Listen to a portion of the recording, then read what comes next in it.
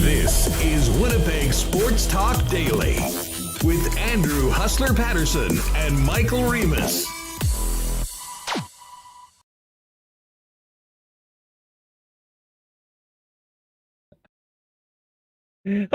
What's up, everybody? Welcome to Winnipeg Sports Talk Daily for an absolutely Arctic Wednesday afternoon in late December here in Winnipeg, finishing up the year with a few more shows, but lots to talk about outside of the Winnipeg Jets, who not only don't have a game tonight, but are not practicing tonight. That's okay, though. We'll still discuss the team and look ahead into the new year and discuss the Jets in 2021 with our good friend Murat of The Athletic. And before that, I'm really looking forward to bringing on Tom Mayenknecht, who we will discuss some of the biggest sports business stories, sports media stories of the year. Tom, always one of our favorites, who did the sport market on TSN all those years, our good friend from BC. So Tom's going to come up in a few minutes. We'll get to it with him.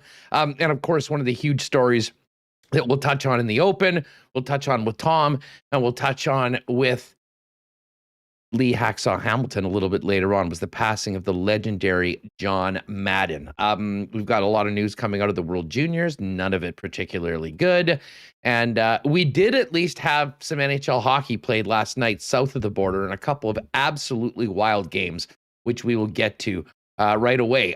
First up, best of the season and a happy new year, and a big thanks to all of our sponsors, especially the ones that are having big Boxing Day sales this week, like F Apparel, Royal Sports, Vita Health, Culligan Water, Manitoba Battery, Not Auto Corp, Little Brown Jug, Princess Auto, Boston Pizza, the Nick and Nicky DQ Group, Canadian Club Whiskey, and Cool Bet Canada.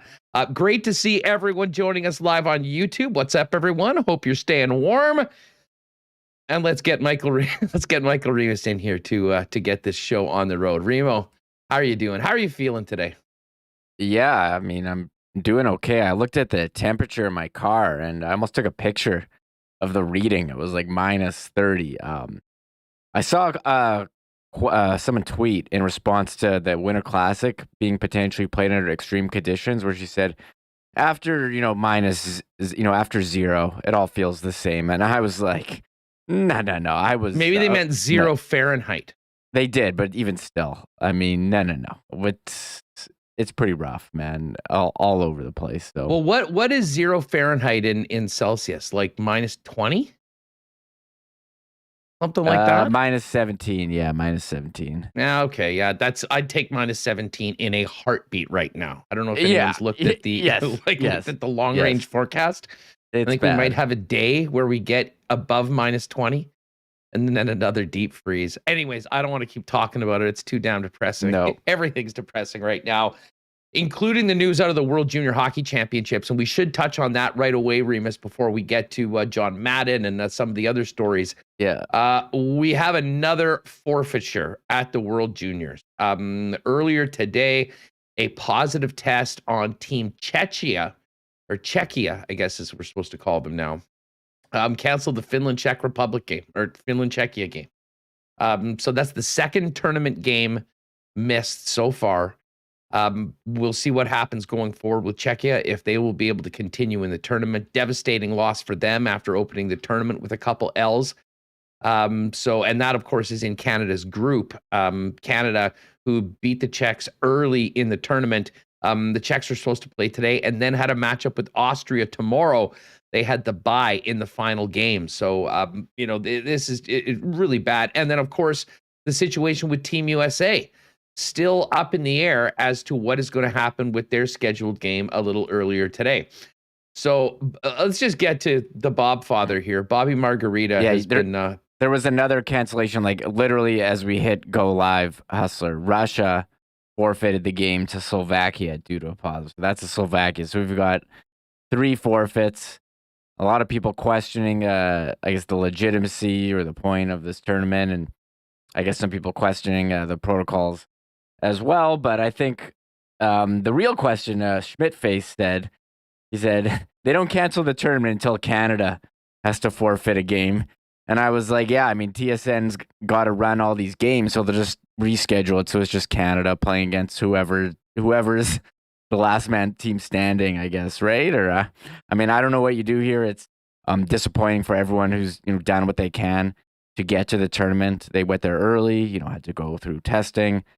It just seemed, I guess it seems kind of inevitable. I mean, I don't know what to say. I guess disappointing inevitable, for everyone. Inevitable, I think is a perfect word right now. It seems like inevitable that everyone's getting this. It seems like inevitable that they're going to have a tough time getting through, just these next couple days without more people going on. Oh, free Oleg popped in. Freedom. Yeah, well, I don't know if that freedom's coming anytime soon, considering what's happening here, at least in Manitoba right now. I mean, what a gong show. No one can get a test. Everyone's getting it.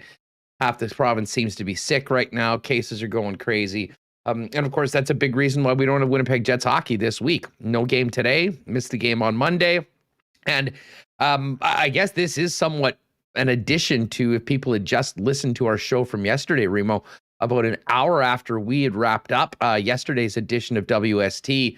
I saw it first from my pal Pat Steinberg out in Calgary that the Friday night game between the Flames and the Winnipeg Jets had been put off. And what's interesting about that is a postponement of a game in a half building. As we all know, watching the World Juniors, right now the rules in Alberta, despite their massive caseloads every day, are you can have large events at 50%. Here it was 50%, and then it got moved to a maximum of 250, which for all intents and purposes canceled any ability to host Winnipeg Jet games without taking a massive loss. So that's why you saw the games this week postponed. That's why we now know that the January 8th and January 10th games are postponed. And now this is the case going forward with the Calgary Flames. I do have to ask, and I mean, I've been a pretty positive person and optimistic, maybe naively at times when it came to this entire pandemic. But I do wonder, with the direction that caseloads are going on right now, at what point will we get to where the government feels comfortable saying, okay, you can put fans back in the building, and not just 50% to 100%. I mean, how far away are we from that? I mean, is that going to happen in time for February? Like in a month, will we be there? I mean, I really don't know. So it's an absolute mess. But for teams like the Winnipeg Jets, that aren't making billions of dollars every year. I mean, they're a cap team right now, and I think I saw the number per home date is $1.4 million. So, I mean, do the math, times that by 41, and you're getting, 55, 60. I mean, you're still $20 million away from the salary cap. So this is very important revenue. And I mean, as a fan that buys tickets, I mean, I'd much rather have the opportunity to go to games than watch games being played in front of empty buildings.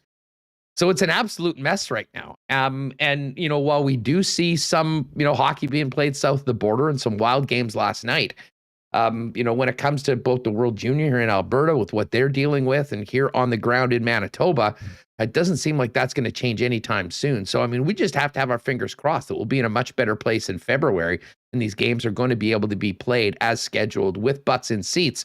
But for right now, we're losing games by the day. And it's not just because of positive outbreaks within teams.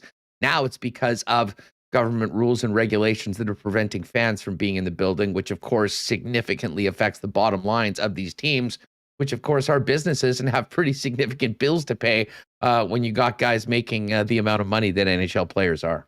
Yeah, and we're seeing more and more players going in protocol. Dallas Stars, they have a list of teams. I mean, these teams are playing, but like who's on the roster at this point? I was making fun of Montreal's team yesterday. They actually took, I think, Colorado, what they lost in overtime. Oh, the Lightning. Or is the Lightning? And I was like, I don't even know half the guys on the team. So I mean, I want to play DraftKings and do fantasy, but like I look at my fantasy lineup, half the guys are injured, and I don't know who's in any of these lineups if I want to play DraftKings. So I mean, I'll it's tell you just- what, if you're in yeah. a season-long league, the commissioner should just be giving everybody ties for the last couple of weeks and wait until we actually have games on right now. Because it is for fantasy, yeah, I don't know what you do.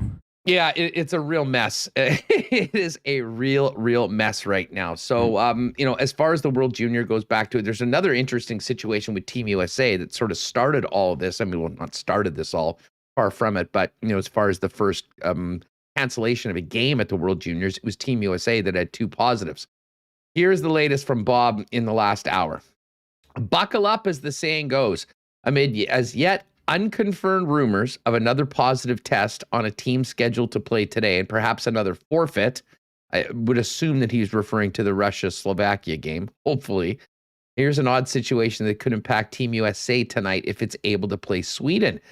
The 2 roommates of the 2 American players who tested positive, according to the protocols, require an extra day of testing before they can return to play. So even if these 2 test negative this afternoon, they would not be able to play tonight, except the roommate of the goalie who tested positive is also a goalie. They had their 2 goalies together. The other roommate of the forward who tested positive, if it's a forward. So Bob says it's his understanding that if the goalie tests negative this afternoon, he will get an exemption to dress in tonight's game. But if the forward is negative, he would not play. I realize they're going down quite the rabbit hole with these rules. And so I don't think you can complain about the rules. Everyone knew what they were going into it. But again, many of these rules were done pre-Omicron, and Omicron's everywhere right now. It's spreading at an exponentially higher rate than any of the previous strains of the virus. Fingers crossed. I mean, most of the evidence has shown that it is not as lethal. It's not as serious as the one before. But when you have an exponentially high number of people getting it, even if it's a much smaller number of people that, have serious consequences to it, that affects the healthcare system. But as far as the tournament goes, there is some speculation, or I guess some discussion, that maybe, things could have been tweaked. But I don't think you can do that right now, Reem. And I mean, I look at this event right now, and again, I'm a person that's worked with Hockey Canada before on one of these big double IHF events. I know the work that goes into it, the amount of planning, the amount of things that have been taken place by both the organizing committee, Hockey Canada, IHF, volunteers, the community. But man, if we lose another game or 2, I don't know. Honestly, I think at this point, there's already a serious question as to the legitimacy of the event. And I realize it's a huge opportunity for these young men to be able to play in.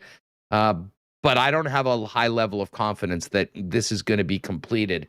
And that will really be a downer on New Year's Eve, when at least we were going to have a good Canada game if we were missing the Jet game later on tonight with nowhere to go, with everything closing at 10 o'clock. This is going to be a very strange and probably a bit of a downer of a New Year's. And that will greatly increase the level of disappointment if there's no Canada game on New Year's Eve. Yeah, I was looking forward to at least watching the Jets-Flames game on New Year's. You don't have that. May not have the Canada game.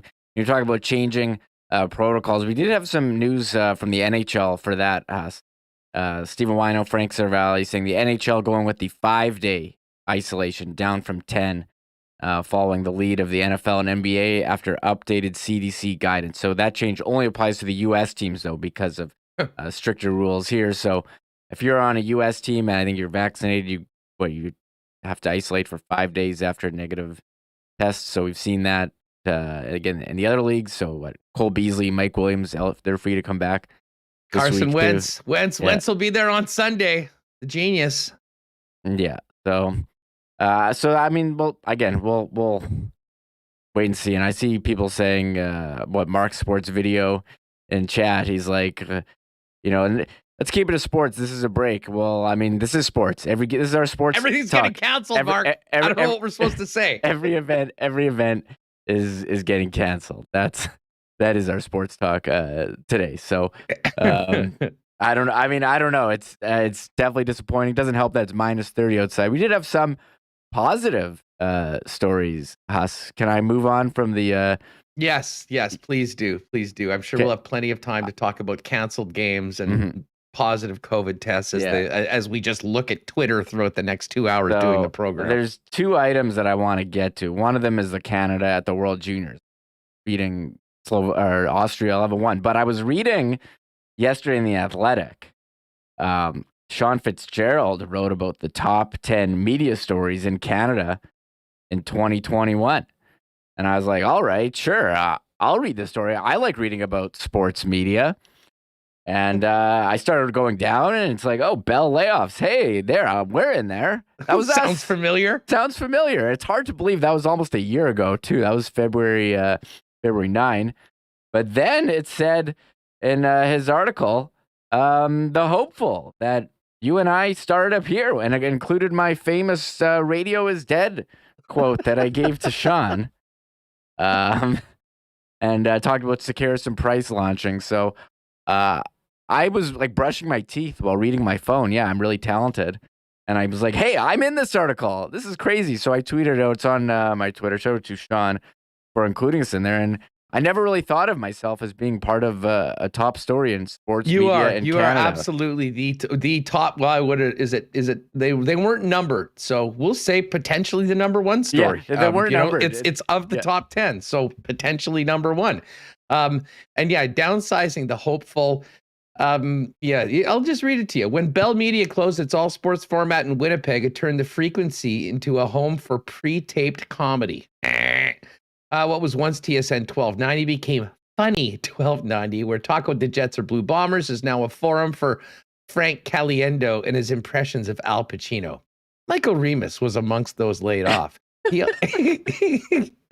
also moved quickly to fill the void left behind, teaming with longtime sports radio voice Andrew Hustler Paterson to launch Winnipeg Sports Talk, a 2-hour daily YouTube stream and podcast dedicated to the city's sports team. Here's the money shot. People say that I miss traditional radio, said Remis. I'm like, guys, radio is gone. It's dead. In my best dreams. So there it is. The famous quote returns again to finish off the year. You know what? Honestly, it could be running for quote of the year this year, Reem. You might be right. Actually, it's getting it's giving Sean a lot of run. It's used here in chat all the time. And I want to apologize to all of the radio colleagues here in Winnipeg. I mean, radio clearly very much alive, but Winnipeg's sports radio station, yes, very, very dead.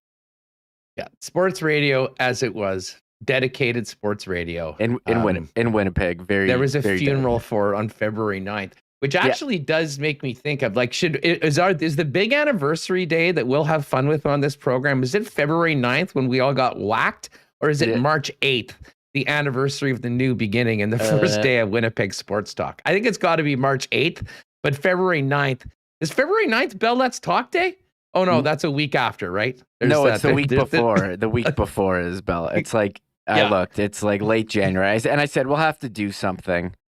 I talked about you yesterday. I actually want to contact Sekeres and Price, see what their plans are for that day. But I mean, that's what it is. So it was I mean, on a positive, it was pretty cool to be part of named in the article that has top sports media stories in Canada for 2021. As you know, this is that week between Christmas and New Year's where, we kind of look back on what 2021 was.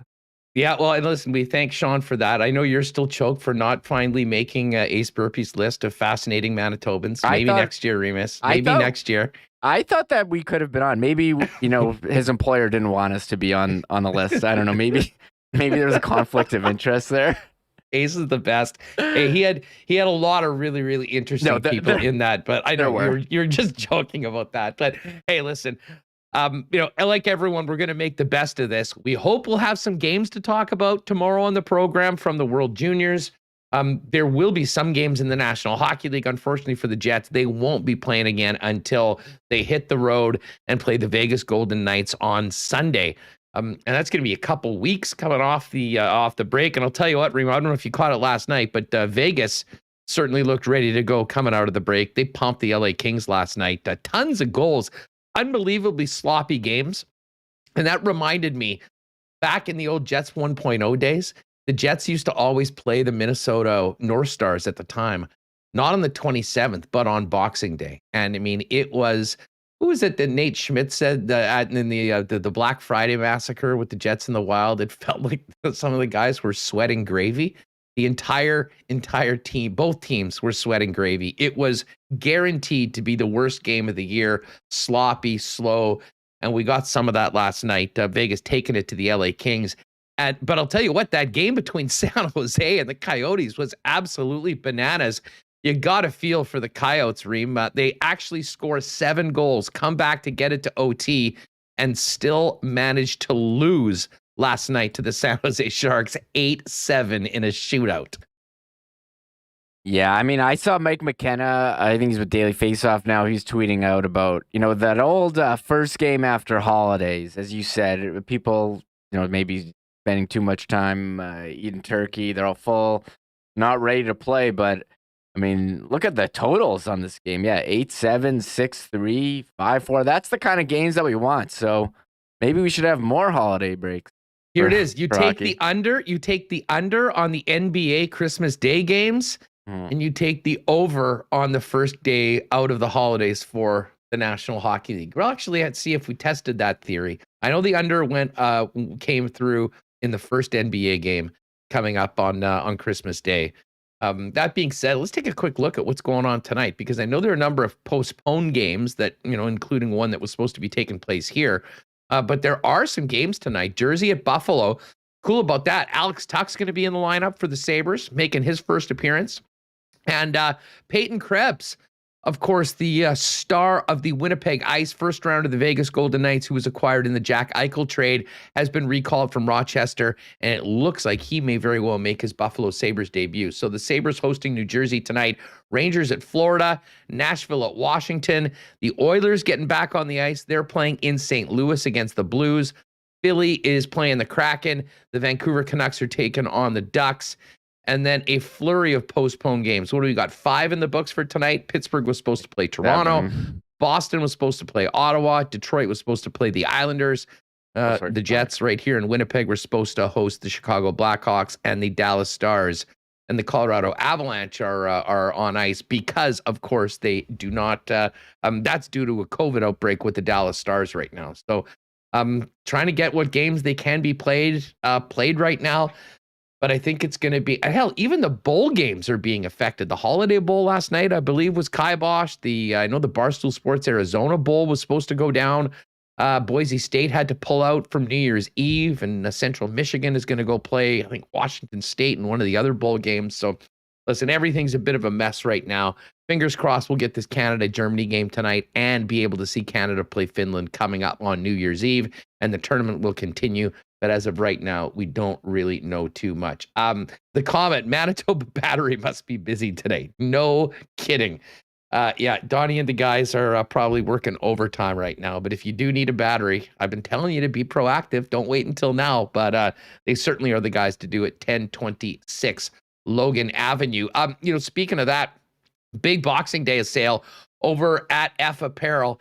And if you don't want to leave the house, you can get them online at fapparel.com. But it's going right up until Friday and the 31st. 20% of your entire purchase in-store and online will be discounted, as well as 50% off accessories, including ties, tie clips, pocket squares, socks, etc., and more, all downtown at 190 Smith Street. But go to that's ephapparel.com. You can check out everything they've got going on. Give them a buzz or pop in if you do want to get a suit for the upcoming year. Might be a little bit before we're going to be wearing them. I know that sweet fit you got ready to go for New Year's Eve is probably going to be waiting for a month or two going forward, but everyone does need a suit that looks great and fits going into the new year. And F Apparel's custom suits begin at $400. Go check out the F Apparel Boxing Week sale right now down at 190 Smith Street. Vita Health's got a lot going on into the new year. And I'll tell you what, with things being closed, last call being done, maybe it's a good time to take advantage of maybe a bit of a cleanse month. If you're thinking about doing a sober January, they have you hooked up. Incredible non-alcoholic products, including beer from Sober Carpenter and Neil Brothers, to Soul Brew Elixirs, Boreal Botanicals, and Clever Mocktails. Actually had a few of the mocktails. This is a good one, the Pink G&T. So yeah, if you're looking to cut the booze out, Vita Health has a ton of options for you. And maybe some of you are thinking about going vegan for the month. veganuary, if you will. Vita Health carries so many plant-based and vegan products: Tofurkey, Field Roast, Gardein, The Very Good Butchers, Light Life, Beyond Meat, and more. And the great thing is they've got a staff that is trained in all of this stuff that can help you make the right decisions if you're looking to try it out. 7 Winnipeg locations, including the newest store in Linden Ridge. Winnipeg's best selection of local, organic, and natural groceries, supplements, and beauty products. Check out more online at myvita.ca. They are open until 6 p.m. on New Year's Eve, closed on New Year's Day, and back to regular hours next week.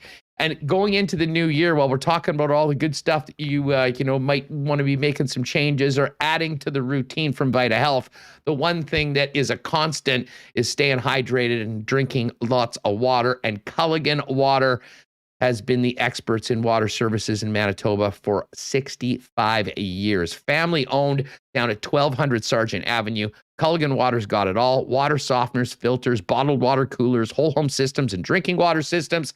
Citywide water delivery services, as well as commercial and industrial water products and solutions. $9.99 special for the month of December.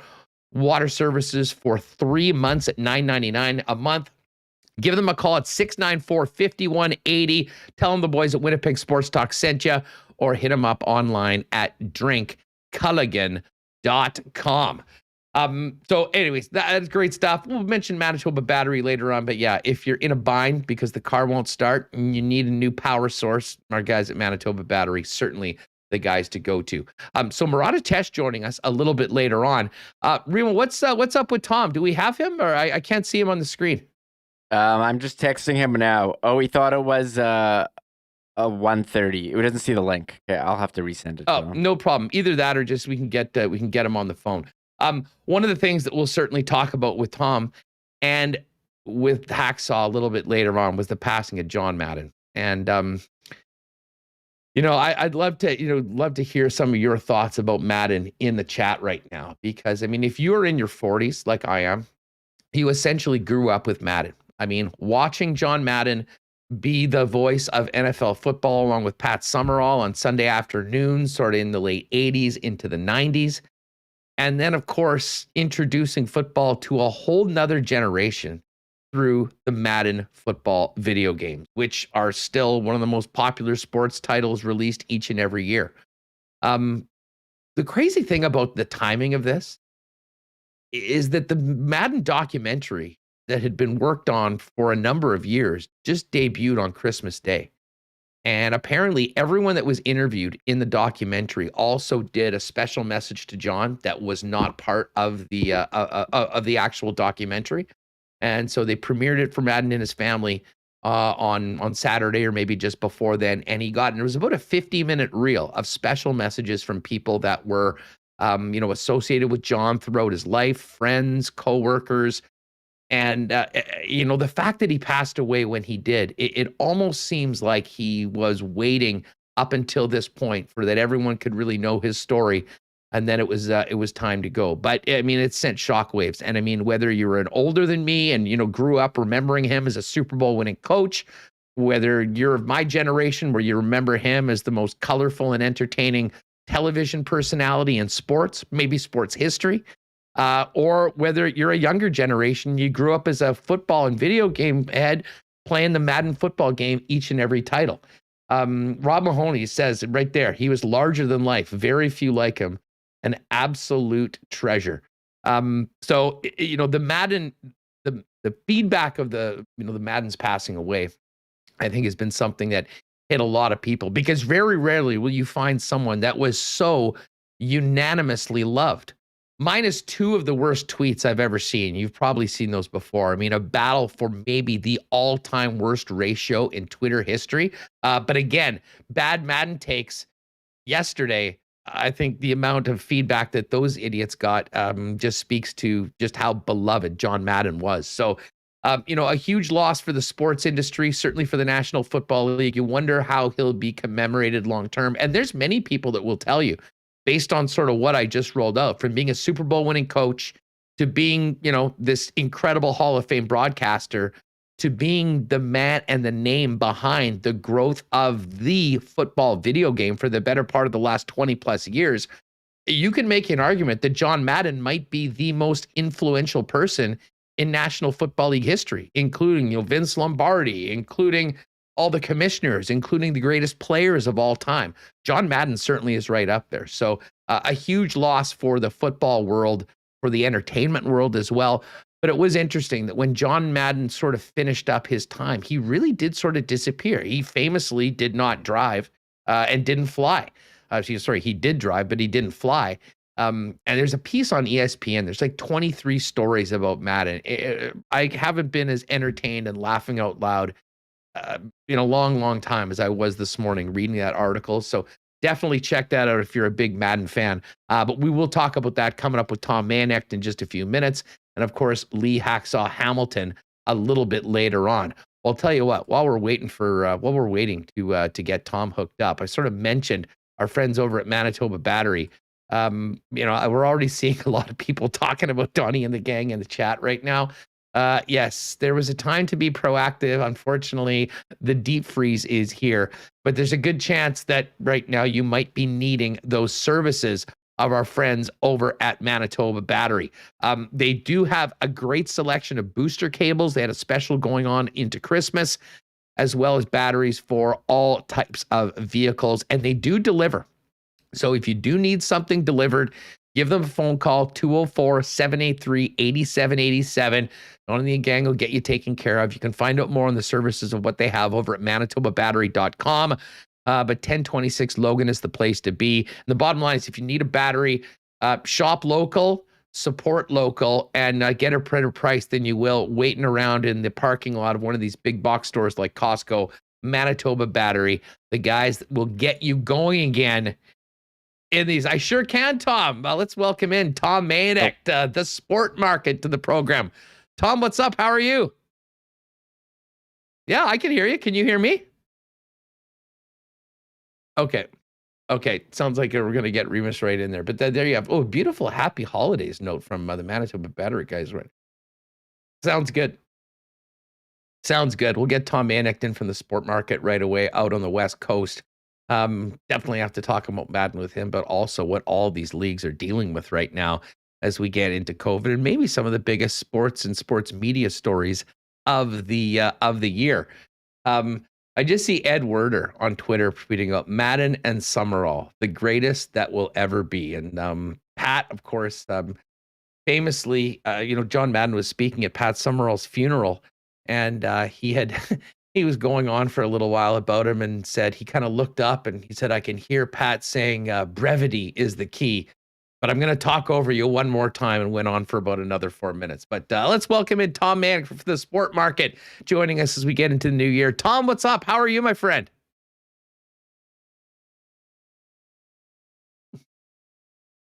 We don't have him. I'm looking at him.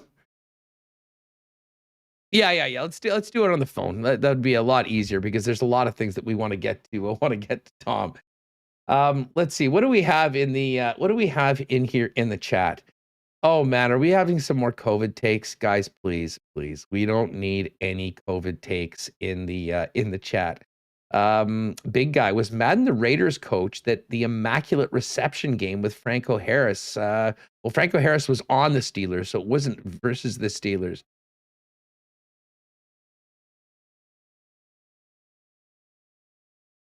That's good. Tom, can you hear me okay now?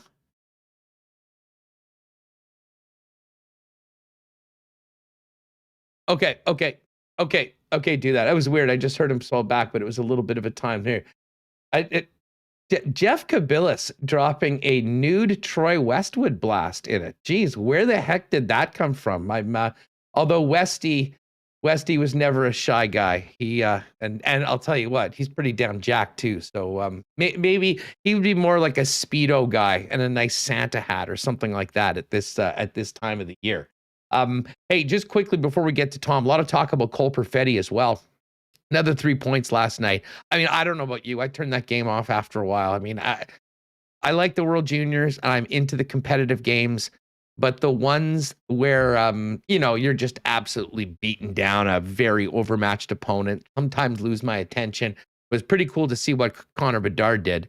16 years old, ties the Canadian record for 4 goals in a game. That was impressive. And there's Cole Perfetti with 6 points through 2 games right now.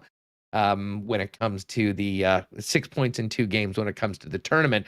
I guess for Winnipeg Jet fans, wondering what this means for Cole after the Olympics, especially if guys are out right now the way they are. I would imagine that there might be an opportunity for Perfetti to get into a few games. But I'm not sure we can judge what's happened against Czechia and the who was it, Austria so far. So I'll tell you what, we'll see what happens in the rest of this tournament. But Cole Perfetti is certainly making a statement, somewhat of an announcement. He is ready to go, and will be pushing for playing time potentially with the Winnipeg Jets and certainly with the Manitoba Moose. We'll get to a Moose update as well as we get into the tooling. But we're just going to get Tom Mayenknecht of so sorry. I don't know what's going on with my Twilight Zone here.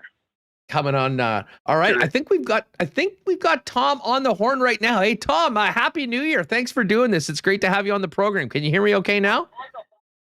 Hey, absolutely happy to be on board. It's funny. Now it seems like we've got a connection and we're doing good. But yeah, we'll just go with the phone here, Tom, and roll through this way.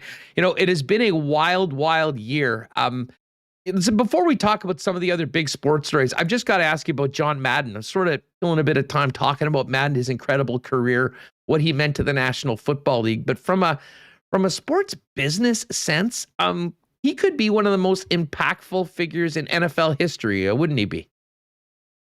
I don't think there's any doubt of that, Hustler. I've been thinking about it a lot, of course, over these last, 12 to 24 hours since the news of his passing broke throughout the NFL world and, of course, the sports world. And we know, as an example, how impactful Tiger Woods has been to the business of golf in a transformative way. He's just one example. There's a couple of other athletes that come to mind, including another golfer, Arnold Palmer, who revolutionized the business of sport. Some say created the business of sport by bringing sponsorship and endorsements into the mix. But when you look at Madden, I'm not so sure anybody has had the coverage of impact that he's had.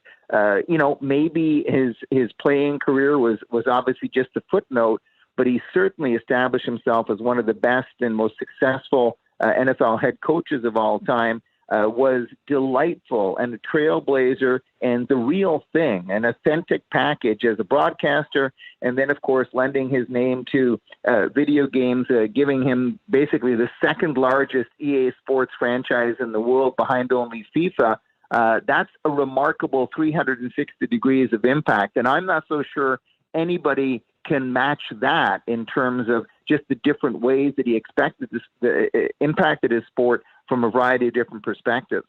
Yeah, no, there's no doubt about it. And that the video game part of it, I mean, just opened up the Madden lore and legend to another generation. I mean, I was sort of describing beforehand. I mean, you have people that are older than me that remember Madden as an NFL head coach, a Super Bowl winner for the Raiders.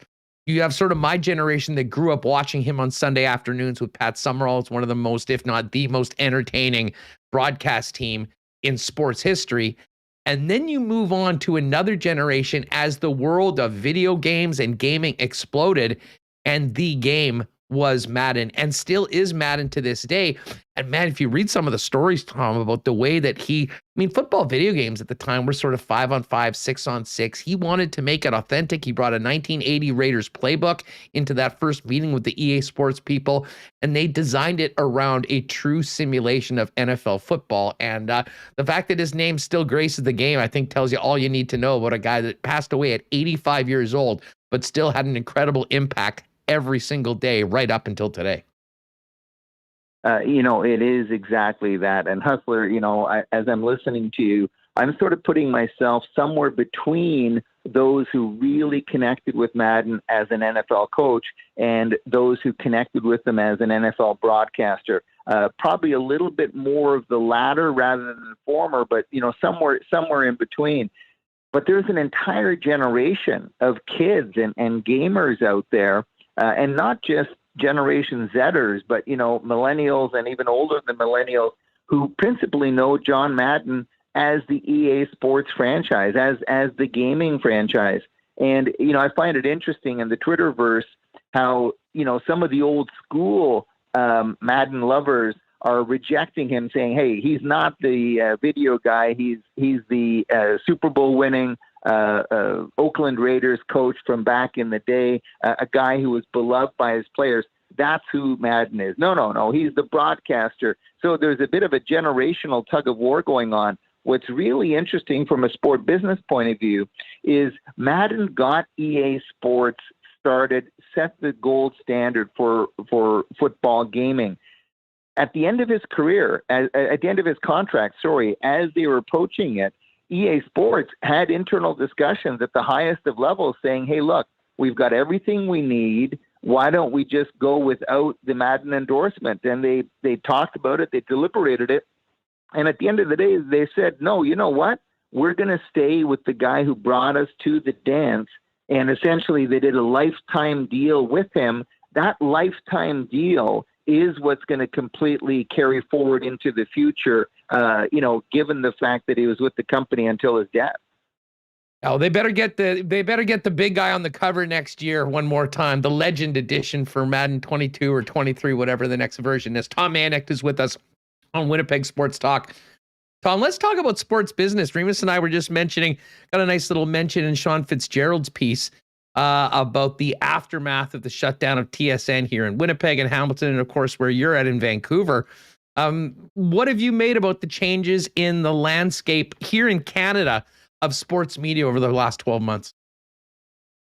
Well, I mean, in one word, resilience. And, I'm talking to resilience personified and, of course, Michael as well. What you guys have done to bounce back from that gut punch is nothing less than impressive. And I know that so much of it is driven as a passion play, for the love of the game. But the fact that you've been able to carry the voice forward in the Winnipeg market is very, very impressive. And it really is the standard. That's the thing that stands out to me, is so many talented people no longer had a place to call home. And instead of just, fading off into the sunset, you've created your own platforms. And it's not only what you got going in Winnipeg, what others have going in other markets. You look at Sakaris and Price, TSN 1040 alumni in Vancouver.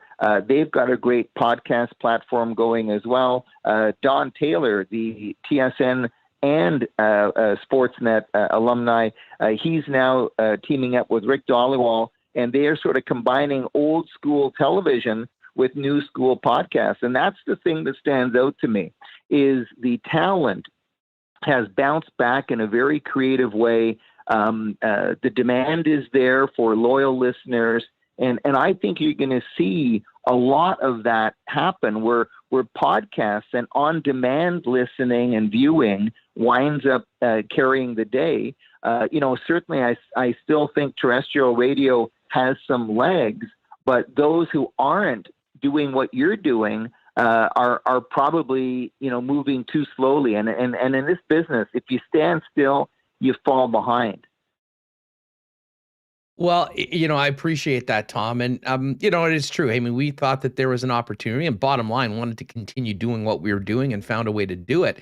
But I mean, I feel for my colleagues that are still there in some of the, other markets that, maybe are holding on because they've got a contract for NHL rights, or things like that. I mean, do you think this is the way that this will go? I mean, if you're, I hate to be morbid, but I mean, if you're working for TSN in Ottawa or on one of the stations that are still there right now, I mean, is it time to get a good succession plan going right now? Or have we sort of been through the worst of it and there could be some sort of a bounce back? And I'll even include the Sportsnet stations there as well, because we saw some very significant moves when it came to their programming in the last few months, trying to sort of catch up with the times and creating some things that would be both good for live listening as well as podcast listening. But I'll be honest, I'm not sure they've really kind of found that happy medium between the two. And it seems like even companies small and big are sort of struggling with getting everything in line and making things work for the way that their customers want to consume the product. Yeah, and I think that's the key. And the best way I can answer it is that, you know, I don't know exactly what the future landscape is going to look like, but I know what it won't look like. And it won't look like the status quo. The bottom line is single unidimensional radio isn't, going to be able to drive sufficient revenue in these, not only belt tightening times, but fragmented audience times. And the survivors are going to be the ones that find a loyal audience. I mean, sports radio, sports talk has never been defined by the actual metrics of the ratings. It's been defined by the relationship between the personalities, the relationship and the platform, and fans who choose to spend time with that form of media. And so the status quo isn't what, TSN, Sportsnet, BNN, Bloomberg, any of the major sports and business platforms. They're not going to stand still. They're going to have to get better at the podcast side of the business, making sure that it's easily accessible, website management, social media management, all forms of cross-promotion are going to become more important. And if the standard bearers at Bell Media and Sportsnet, pay attention to that, over these next couple of years, then I think the horizon can really be stretched out. But just doing the same old isn't going to work anymore. And the reality is, there is room for, people to do really well the independent route.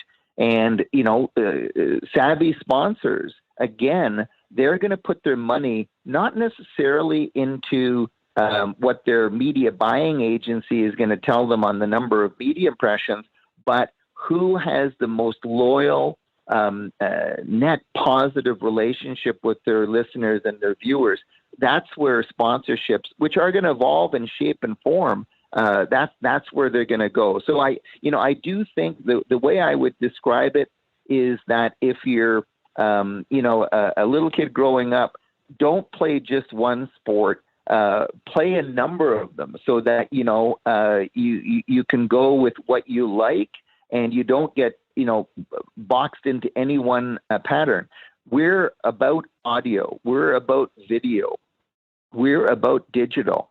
Journalists used to be just one of those. Now they are all of them together. And those that sort of move in and out of those worlds are going to be the ones that, in my view, will continue to find a loyal audience and an audience that can be monetized. Tom Mayenknecht with us on Winnipeg Sports Talk. Tom, I've got to ask you about radio broadcasts. I think COVID was a convenient excuse for Sportsnet when they decided earlier this year that they would have just one broadcast and they would put the TV guys on the radio, and Ben Wagner was not doing the games anymore. It didn't get a lot of positive reaction, and by the end of the season, he was back doing games. Whether it's for the Blue Jays, whether it's for National Hockey League teams north of the border and south of the border, what's the future of radio-specific broadcasts for professional sports in North America in your mind?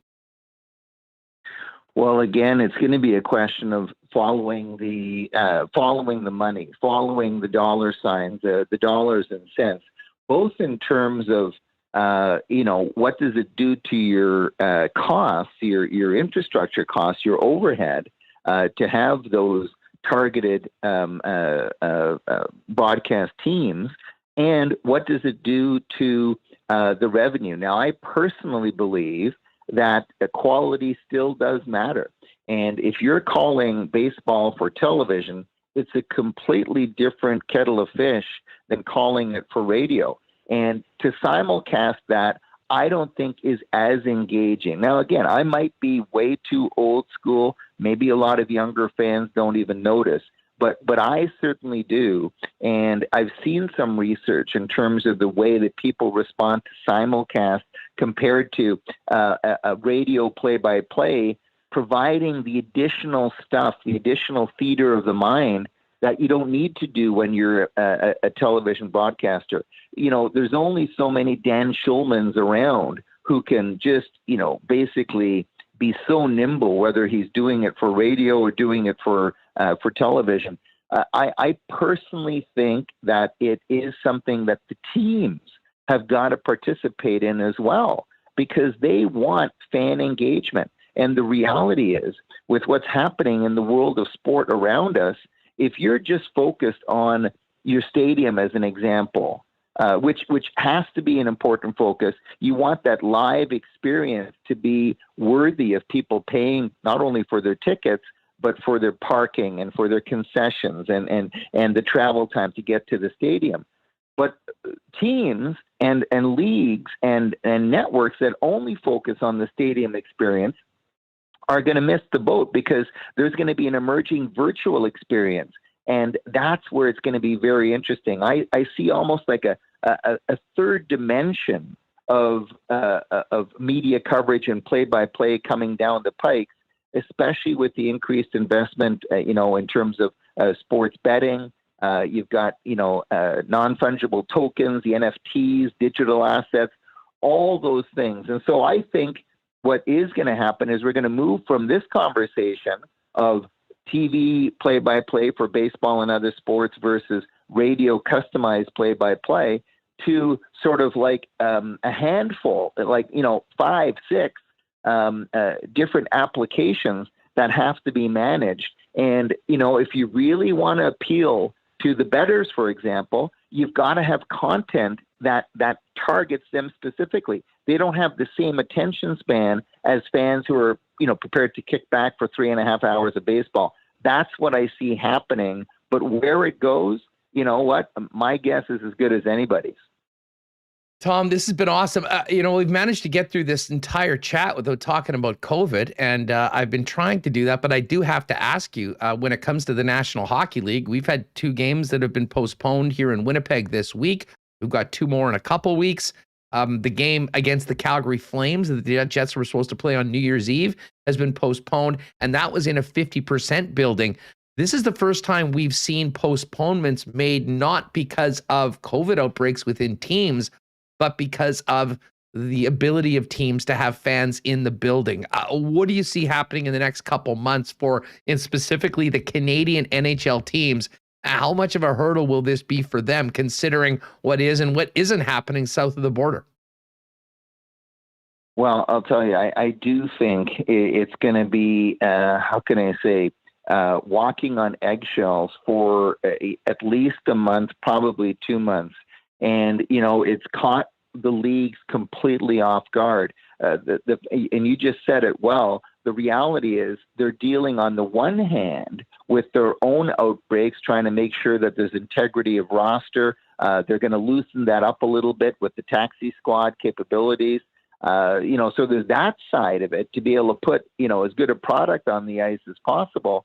But then on the other hand, there's navigating what the provincial health authorities are permitting in the various, jurisdictions, in the National Hockey League. And of course, we're talking, BC, Alberta, Ontario, and Quebec, and of course, Manitoba, home of the Jets.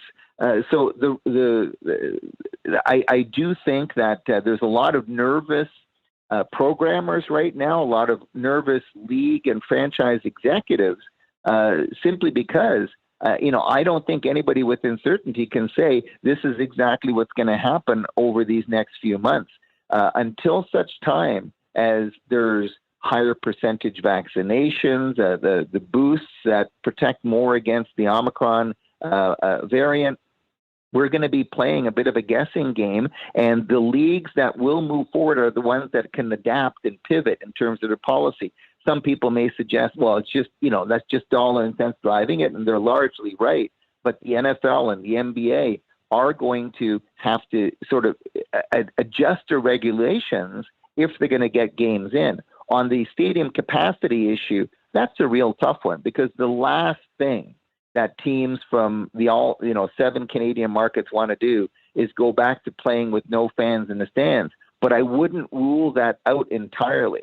I personally think they're going to try to do everything they can at 50% capacity for as long as they need to. Hopefully, the data that we're seeing in other countries will be such that the spike will be a downwards trend in the coming weeks and months. But I got to tell you, I've never seen these kinds of tenderhooks on the IIHF World Junior Hockey Championships. You get a couple of more forfeits, and you have to question, can they make it to the gold medal game with integrity? So it's not just the National Hockey League that's got that question, but tournaments like the IIHF World Juniors and Edmonton Reindeer are again, there's not a clear pathway or a certain pathway for them moving forward. Well, you're exactly right. I mean, I think that the NHL, at least with the NHLers not going to the Olympics, have the benefit of a pre-planned break that they can make up games. That's not the case for the World Juniors. And I'll just, can finish off with this. Chris Peters reporting the last half hour. Yeah, I'm hearing the IIHF tournament director is expected to meet today to discuss the future of this World Juniors. I believe cancellation of the remainder of the tournament is on the table, but nothing decided yet. I mean, that would be a real tough blow for so many young men that have been waiting their whole lives to try to play in this event. And it also would be financially devastating for pretty much all of the partners, the IIHF at the top of the ladder, Hockey Canada, and of course TSN, who has a lot of investment in this event and has for over 20 years. It's appointment television. It's become part of the fabric, at least here in Canada. It's become more important in the United States and other countries, but this is where it matters most. And for the IIHF to forego the upside of a Canadian hosting opportunity, and we're not talking just fans in the stands. We're talking about sponsorship. Wherever this tournament is, whether it's in Canada or European countries, most of the sponsors are driven by Hockey Canada, and Hockey Canada would certainly have a gut punch to deal with if that's what happens here. No doubt about it. Tom, thanks so much for doing this. Let's catch up early in the new year. Be well, be safe, and a happy 22 to you in a couple days.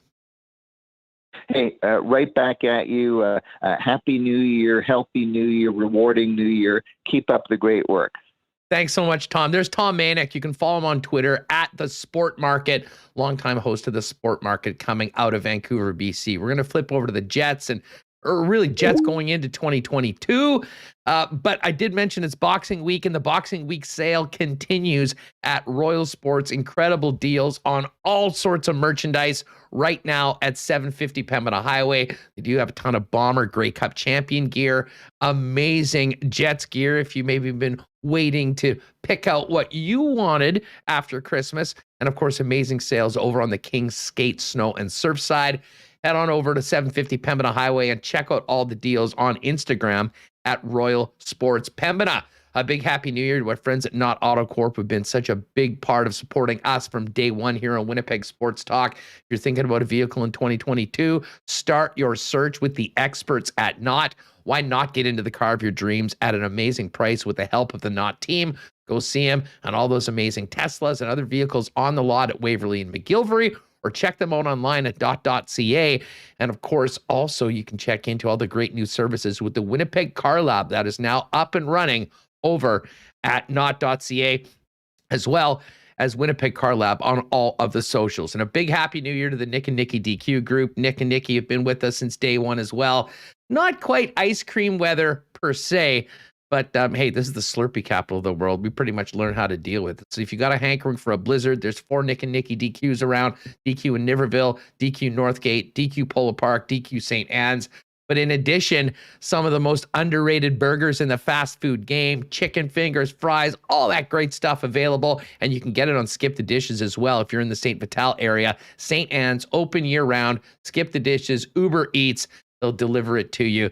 Hit them up online and do that. And of course, follow them on Instagram, DQ Manitoba. You can make your order for a cake and pick it up for your next event. All right, let's welcome in our good friend Murat for the final time of 2021. Hard to believe that we're just about to get into the new year.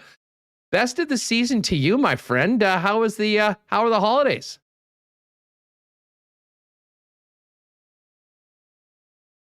I think I could use another couple naps. I just put out on Twitter, let's resolve the World Juniors, give Canada the gold. Let's all take it easy for another minute or two is my vibe right now. Do we get the gold just because we're hosting it, or because we pumped the Austrians last night? Yeah, oh my goodness. I think because it's you and me making the decision more than anything. But yeah, sure, goal differential's got to be kind of the Canadians right now. I'm not sure if anybody else can sort of mess with the goal differential they put together. But I'm 100% actually on team. Let the the less competitive teams compete in this context within reason to a certain degree too, because I'm sure it was only not that long ago that Nick Ehlers' team Denmark was not winning gold medals at the World Juniors, but now look at what he's doing in the NHL and all the kids that look up to him. I mean, there's generational change, and I just wanted to throw that in there too. But no, give Canada the gold. Perfetti could use an award or two, although Connor Bedard, oh my goodness. It's fun though. We might lose it in a heartbeat. And it would only be fair given what's happened to other tournaments. But it's so much fun, and I'm just waiting to see what happens. Well, I mean, the crazy thing is, I mean, like, I know there's been a lot of belly aching and moaning about other cancellations on this. I mean, those all happened after everyone was in Edmonton. They were there. They had been quarantined. So, I mean, there are bigger questions about, the equality in the sport and all of that. But I mean, if you have everyone there, it makes sense to try to continue, especially when so much of the money from this event actually goes to putting on those other events that are far less popular and established as the World Juniors.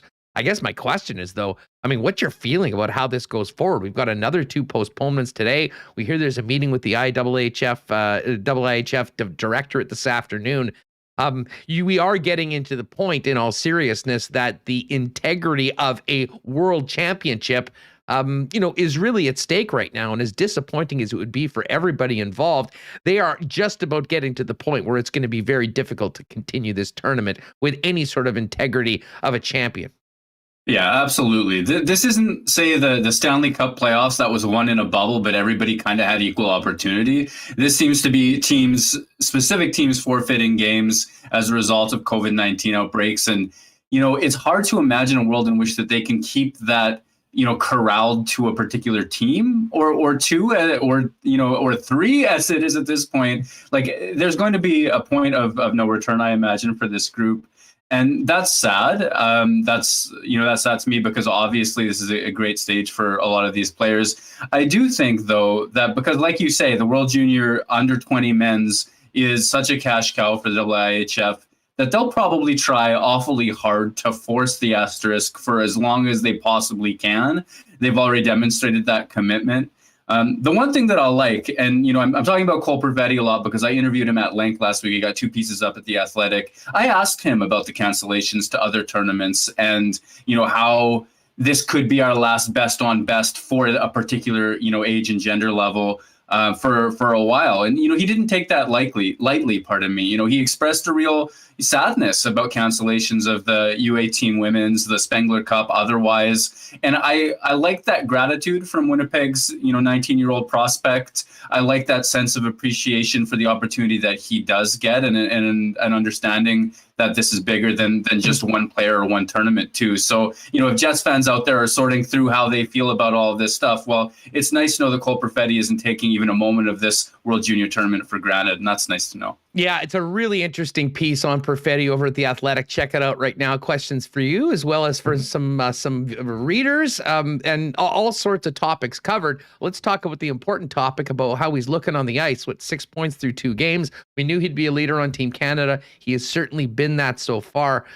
Just what have you thought about his play so far? And when you watch him in this tournament, and granted, it's only been 2 games, and one of them was against Austria, which is one of the teams that are up and coming, shall we say, not quite of the caliber of Canada. Does it open up your thoughts as to where's the best spot for him when he comes back, especially depending on what the situation is up with the big club in Winnipeg? Well, I talked to him about that a little bit. He's played at so many different levels over the last little while, right? Even the men's world championships, where he won a gold medal with Team Canada. And so he has a few different viewpoints, and to watch him on the ice against the World Junior competition, this elite, highly talented youth, it's interesting because you get to see him almost assert himself physically from time to time in a way you never do at at the AHL level. The strength issue is or the strength divide is an issue at times in terms of how competitive he is in certain moments. But I think the big thing that I'm taking away, because I'm not going to read too much into a destruction of Austria or anything like that, or a small sample size in general, but just to watch him on the ice. Cole Perfetti's biggest strengths have always been his brain, the way that he can read plays so well that he sort of suffocates defenses just by waiting them out. He takes the puck, he picks it up, he makes his curl, he has his head up, he's shoulder checking all the while, and he can then wait for just the right moment to make an incisive pass or take the puck to the net, whatever it is. He always seems to be one step ahead of defenders. Last year at the tournament, I don't think he was quite as dominant. He was one skilled player among many. At this point, against junior level competition, I think that he is just outthinking them by leaps and bounds and seems to always have the puck and always be taking it to dangerous areas. I think junior competition is long gone for him, and the question should be whether AHL competition is appropriate at this stage as well. And I have time for him playing big minutes with the Moose, but with Winnipeg's opportunities opening up, I have time for Jets opportunities as well. Well, and I'll go one step further with what you mentioned about what we're seeing him, especially at this junior level and at times in the American Hockey League, that with the makeup of the player that he is, and so much of it between the ears and the way he thinks the game and sees the game, I think there's an argument that playing with the best in the world and even more highly skilled players in the National Hockey League might put him into an even greater position to succeed. Now, yes, you got to be ready and there's some growth and maturity and all that, but just projecting, never mind this season, down the road, I'm even more excited about Perfetti and his potential with the Winnipeg Jets after seeing what he's done in this tournament, but also what he's done with the Manitoba Moose this season. Yeah, exactly. I feel the same way, really, because when the player isn't that big and he's not a burner in terms of his speed, although that's gradually improving, you sort of wonder, how's he going to get his points? How's he going to assert himself? How's he going to control the flow of play at that next level? And with Cole Perfetti, you're finding out step by step that he can still do it. He can still play major minutes at 5-on-5 and on the power play for Manitoba and excel at them. And be a player who can pick apart defenses, be a player who sees plays that others don't and who times them and executes them as well. So certainly he's going to lose a physical battle here or there, but I think he's a positive impact player already at this stage of his career. And the question, if you're the Winnipeg Jets or the Manitoba Moose, but I'm thinking from Winnipeg's perspective, is when is the best time to make that promotion? Because I want this player playing at the highest level that he possibly can, where the problems he's solving on a shift-by-shift basis are challenging him and not frustrating him so much beyond the point of confidence. I think the NHL could be that level right now. And certainly there's something to be gained by waiting. So, you defer the ELC by a year, UFA eligibility in some cases, depending on pro experiences. But I think that the way that Cole Perfetti thinks the game, if you're willing to be that extremely modern team that integrates youth alongside veteran talent, you could probably get a lot long-term out of challenging Cole Perfetti to solve some of those problems against the best players in the world if he's got veterans alongside him, helping him along the way. Let me ask you this. I mean, so much of this has to be framed in what's happened over the last couple of weeks, and that's the most significant change that we've seen with the Winnipeg Jets in 10 years, and that's Paul Maurice stepping away as head coach. Dave Lowry spent a lot of time in junior hockey, knows more recent junior players, and has seen them move into the National Hockey League. Do you think that the coaching change at all changes Perfetti's opportunity with the club in the short term, or is this really a decision of the general manager and the organization as to what's best for the player and the team? Well, I keep looking for signs that things are different, and certainly to watch practice this week, the competition around the net front, that's a sign. The amount of drills Winnipeg ran through traffic in tight spaces where players fought to get offense from the middle of the slot, low slot, fighting for that real estate. That you can point to and say that's different. But you can also point to Ville Heinola being called up to the taxi squad for a couple of practices and sent right back down to the Moose as, well, that's kind of the same as it always was, isn't it? And I'm not sure that Winnipeg's looking at Dave Lowry as an opportunity for a sea change in how they do anything. And maybe it's from a certain perspective. I mean, it was a pretty good team that was struggling. It's not it's not that things had come off the rails entirely that necessitated the coaching change. I don't think they're looking at him for a sea change. I don't think they're looking at him to suddenly integrate a 19-year-old player much sooner than the organization's plans would have been already. And that would apply to Cole Perfetti. That would apply to Ville Heinola. David Gustafsson looks like he's going to get an opportunity now. He's back at health, and some other folks aren't as well. I just don't know. I think that if we see Cole Perfetti play in January in Winnipeg as a Jet, it will be because of a level that he hit and because of a plan that everybody was already in on. I don't think Dave Lowry will have been the reason that things have changed. Well, listen, I'd take anyone playing in Winnipeg as a Jet at some point this January. I mean, I guess right now those games at the end of the month are still technically on. We'll see what happens, but I don't get a lot of confidence looking at the news ticker these days that that's going to happen.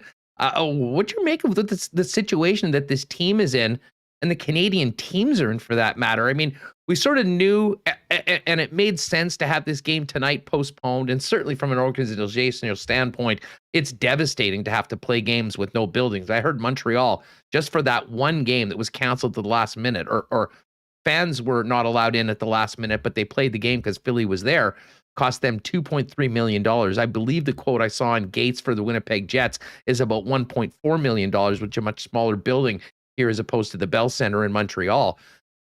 But what was very interesting and sort of caught me a little off guard, Murat, was the announcement yesterday after we finished the program that the Jets-Flames game on New Year's Eve was being put off. And that, of course, was in an environment where 50% fans were allowed to be in the building. You know, with where we're at right now, and unfortunately, these cases are only going one direction and it ain't down. You wonder at what point how many games can you put off? How many can you put into February? And I guess the big question is, are these games going to be able to be played in Winnipeg and in Canadian markets with full buildings in February? I don't know if anyone has the answer to that.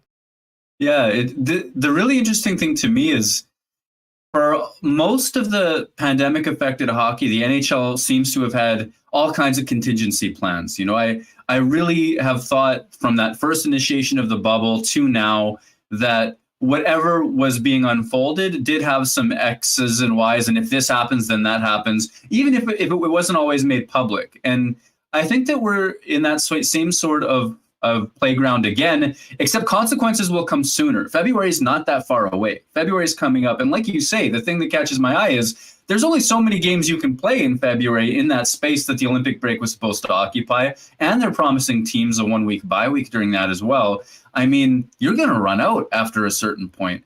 And what I think, and this is just an opinion, just an inference based on all of this, I think what the NHL is doing is it's treading water, waiting for policies to change. I don't think anybody imagines that COVID-19 is going away. I don't think anybody imagines that Omicron is going to disappear based on its spread. What was it, 26% test positivity in Winnipeg today? But I think that there may be a gamble being made that, okay, if it does turn out to somehow be less damaging society-wide or what have you, I'll leave the medical experts to talk about that. But if it does happen, then maybe the regulations change. Maybe the isolation times change. Maybe they do, like some of the players have been campaigning for, though I don't understand the argument, stop testing asymptomatic players. Like, they may be playing at being able to change what their policies are so that they can finish a season. Yeah, I think you're bang on that. And I guess as part of that, we just got the news that, the National Hockey League has sort of followed the CDC and changed the quarantine for positive players from 10 days to 5 days. Now, that's great for all the teams south of the border, but teams, and much like we saw a very different story last year for Canadian teams than there were for American teams, the rules are different on this side of the 49th, and I don't imagine at any point soon Winnipeg Jet players that test positive will be able coming back in 5 days as opposed to 10. Yeah, I mean, if you're Andrew Kopp and you're Christian Vesalainen waiting for the go-ahead, and certainly I have no idea what their symptomatic levels are. I hope they're doing well. I mean, you're hoping that, that 5 days would apply to you, and it's not necessarily going to, based on our understanding of how Canada works thus far. And then you could get into that situation where it's a two-tiered system again. And I don't know how much appetite there is for that. I don't know how much appetite there is for a Canadian division. I don't know that you could rearrange things to necessarily make that work tremendously effectively. It's a mess, isn't it? It's a mess that people are trying to manage as best as they can. And because it's such an economic driver and such a joy and such a welcome distraction from the day-to-day, people are doing the best that they can in an attempt at hope at something here. And thankfully, throughout the NHL this season, I think all of the folks that have gotten sick and recovered have really come back to 100% as far as we know, which is great news. The other thing is, now that you're getting into once you get into policies, you get into gamesmanship. Once there's two different sets of rules, whether it's 5 days or 10 days. And certainly, I'm not sure if the new regulations require players to test negative on their way out. They have to consult with a doctor. There's all sorts of different things that still, I think, need to be ironed out as these policies change. One of them is that players who test positive, I believe, don't need another test for 90 days. So getting Omicron early on in the season can be an advantage for these guys once they heal and recover and stay on a roster for a longer period of time. The Flames are set. The Flames are good to go for the next 3 months. Which is an absurd consideration for a professional sports league with human beings whose well-being is at stake, and everybody who they see, their well-being is affected as well. It's just, I don't have clarity on it. I'm figuring my way out through it, but it sure seems like a mess to me at the present moment. All right, Remis just throwing up, for those of you watching on YouTube, an update from Bobby Margarita. Not that Chris Peters needs his works checked, because he doesn't, but I can confirm the 2022 World Junior Championships will be canceled. Official statements and news conference to come. Wow. No more World Juniors. New Year's Eve, I said yesterday, New Year's Eve got a lot more boring without that Jets-Flames game. Well, we can take Canada and Finland off of it. And I guess just, Murat, your reaction. I mean, sucks for the player. It just sucks for everybody involved. And man, what a microcosm of what everyone's dealing with right now. Yeah, absolutely. Full credit for them to respond with something that's going to be safe for everybody. It sucks so much to not be able to have that to watch, but my heart goes to the individuals who are part of the tournament, right? You're a Cole Perfetti who turns 20 on New Year's Day, and this would be his last World Junior tournament. Won silver with Canada last year, was heartbroken by that Trevor Zegras performance. I think Matty Beniers had a lot to do with that as well.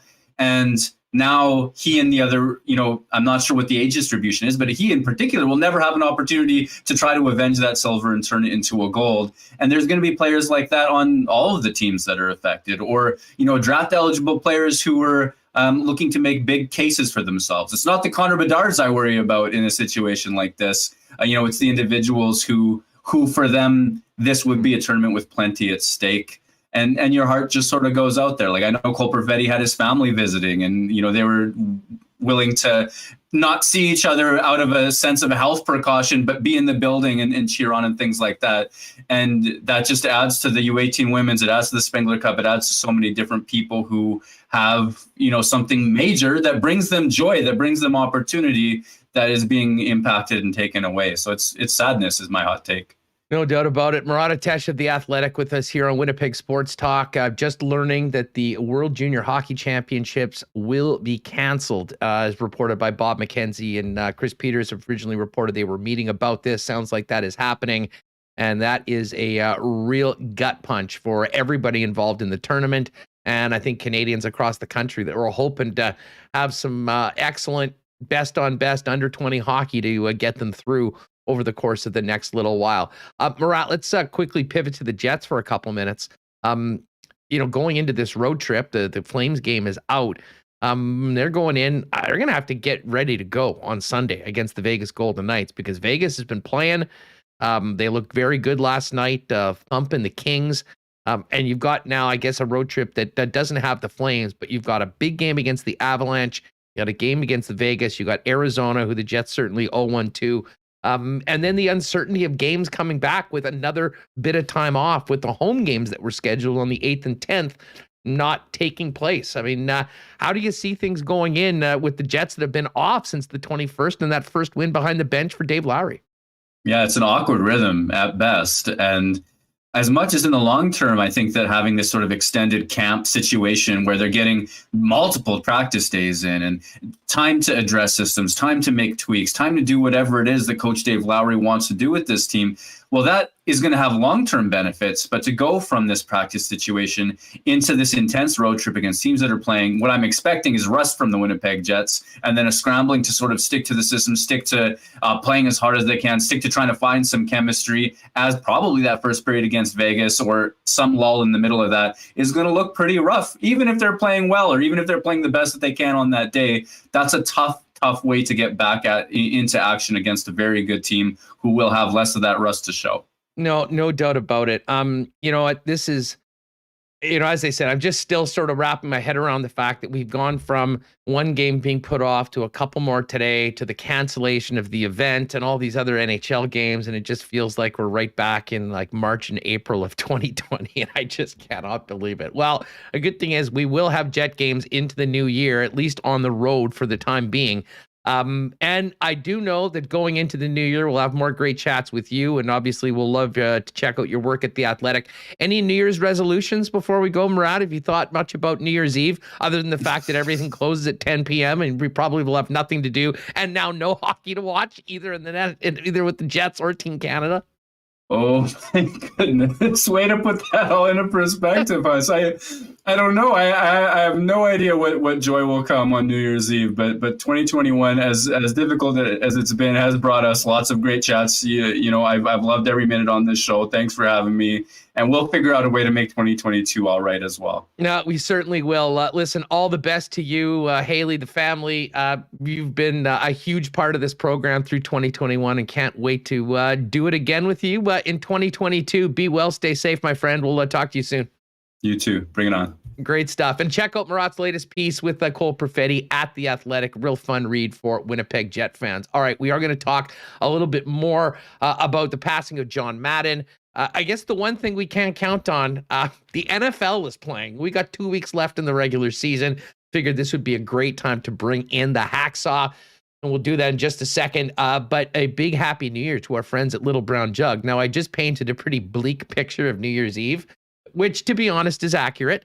However, we're all going to make the best of it. And if you're planning on having a few beers, why not do it with Winnipeg's best local beer? That, of course, is Little Brown Jug. You can pick up the 1919, the iconic flagship brand, although a ton of really great Little Brown Jug beers available in the winter variety pack, as well as check out the 5-year anniversary Brute IPA, a champagne-like beer with a little bit of citrus in it. I've had a few of them. They're phenomenal. Maybe that would be a perfect New Year's beer. Now, of course, you can get it down at the Tap House and Brewery on William Avenue, or you can order it online at littlebrownjug.ca and maybe check out those new 5-year tulip glasses as well. They do deliver citywide, so get to littlebrownjug.ca if you're staying home. They'll get a delivery out to you. And if you are welcoming in the new year with some cold ones, make sure it is Little Brown Jug. A big thanks to Princess Auto for their support of Winnipeg Sports Talk. I know a lot of you had Princess Auto items on your Christmas list. Hopefully you got them all. Princess Auto, of course, is where you'll find the best deals on the most unique assortment of tools and equipment around. Everything you need to complete the projects on your list or start something new is at Princess Auto. You can visit them in store at one of 2 Winnipeg locations. Of course, their national headquarters are right here. The company was started in Winnipeg and still family owned. But you can also stay home and shop 24/7, 365 over at princessauto.com. And well, it's a bummer that we won't have the games to go out and watch or watch at home.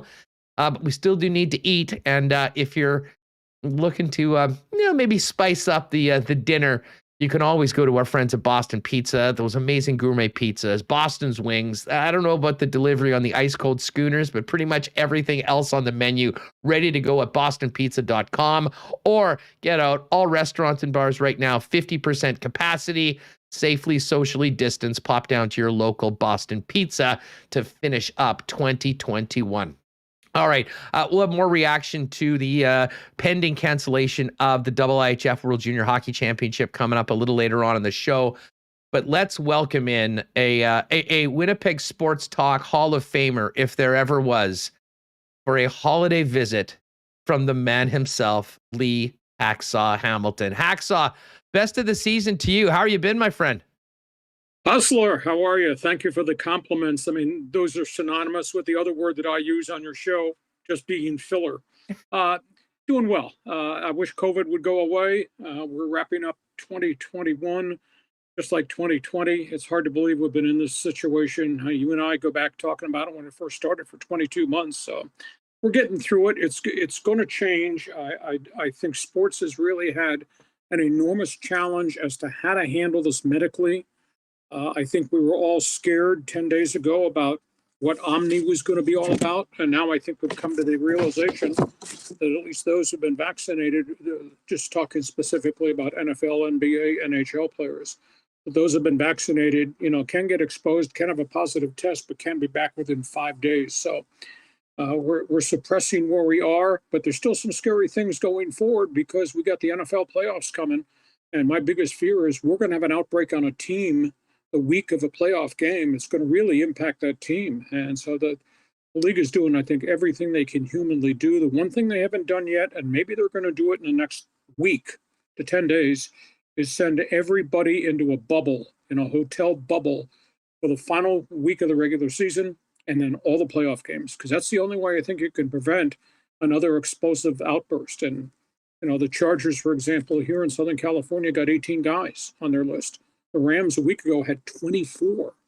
We've seen whole positions of teams wiped out by positive tests. So it's a tough situation to be in. I think it's lessening, but the impact is still there. If you lose 24 players for a 5-day span before they can be reinstated, that's devastating to your team. So it's tough going forward. And you're dealing with it in Canada, and the NHL is a little bit different in Canada than the NHL here, because Canada won't allow players back for at least 10 days. Here, the NHL today announced 5-day window. If you're clean after a positive test after 5 days, you can be reinstated if vaccinated. Yeah, and of course, the big story here in Canada that's just broken in the last half hour as we've been on the air is it looks like the World Junior Hockey Championship, which is such a huge event in the holidays here, really from coast to coast, and has become a massive event around the world for hockey fans.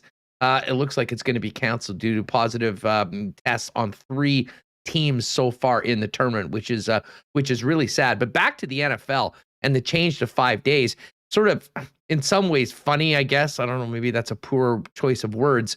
That Carson Wentz, who was notoriously not going to get the vaccine, such an important part of a very good Indianapolis Colts team, ended up on the COVID-19 list earlier this week. I think the only thing surprising was that he wasn't on earlier. That being said, Lee, we have seen that change made official this week. So it is significantly different. And for teams like the Colts, there still is a chance they might have their star quarterback playing for them on Sunday. How is that going over around the league? Is it pretty much unanimous support for it, that, we're going to follow the CDC on this and do what we can to have as many players close to 100% playing in these games that are so important coming down the stretch? Follow the science. Those are the only words you can use. I mean, this is beyond my learning curve and your academic abilities. You have to follow the science. I'm not positive that Carson Wentz can be reinstated after 5 days, because I was led to believe that anybody that was unvaxxed still had to be in that 10-day window before they could be brought back. So I think it's some clarification on that. But a prime example is what happened in Buffalo to Cole Beasley. He has fought publicly that you can't force me to have a vaccine. I don't like this protocol. He got fined 6 different times by the league for violations of the protocol over the course of the whole season. He's been fined, I was told, in excess of $96,000. And now he tests positive. So he goes on the COVID list and he's unvaxxed. So, I mean, I think what shocks me the most is the more we find out about these mess of players who've been positive tested, now we're finding out more and more of them are unvaccinated. And that's kind of stunning. I mean, the Chargers situation here is, Joey Bosa, their elite defensive end, the heart and soul of their defense, not vaccinated. He's still out. He's the second week still on the COVID list. And it's still around the league. But I think it's just fate. It's a disease that you cannot control. I'm trying to think which executive made the comment. I think it was Arthur Blank, the owner of the Atlanta Falcons, says this is like fighting a ghost. You don't know where it's coming from. So it's going to get better, but we're still having the outbreaks. And I think the league is just scared that something's going to happen last week of the season. Something's going to happen to these teams in the wild cards. And then that really impacts then the most important part of the season. So we'll see where this goes. I would hope the league would consider a bubble hotel situation for every team that's still left in the playoff race, maybe the final week of the season and through the postseason.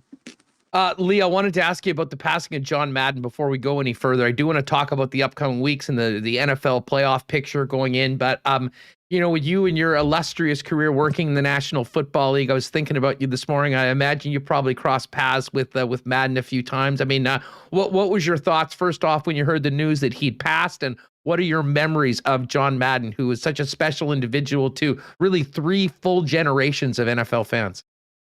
Well, we all followed football for a long, long time, especially on television. I think we all recall Howard Cosell being the face and the voice of Monday Night Football. And his impact has been felt forever and ever as to what Monday Night Football has become. I tend to think that John Madden became the personality of Monday Night Football and the personality of TV broadcasting of NFL football. And he was the first of the analysts that was really great.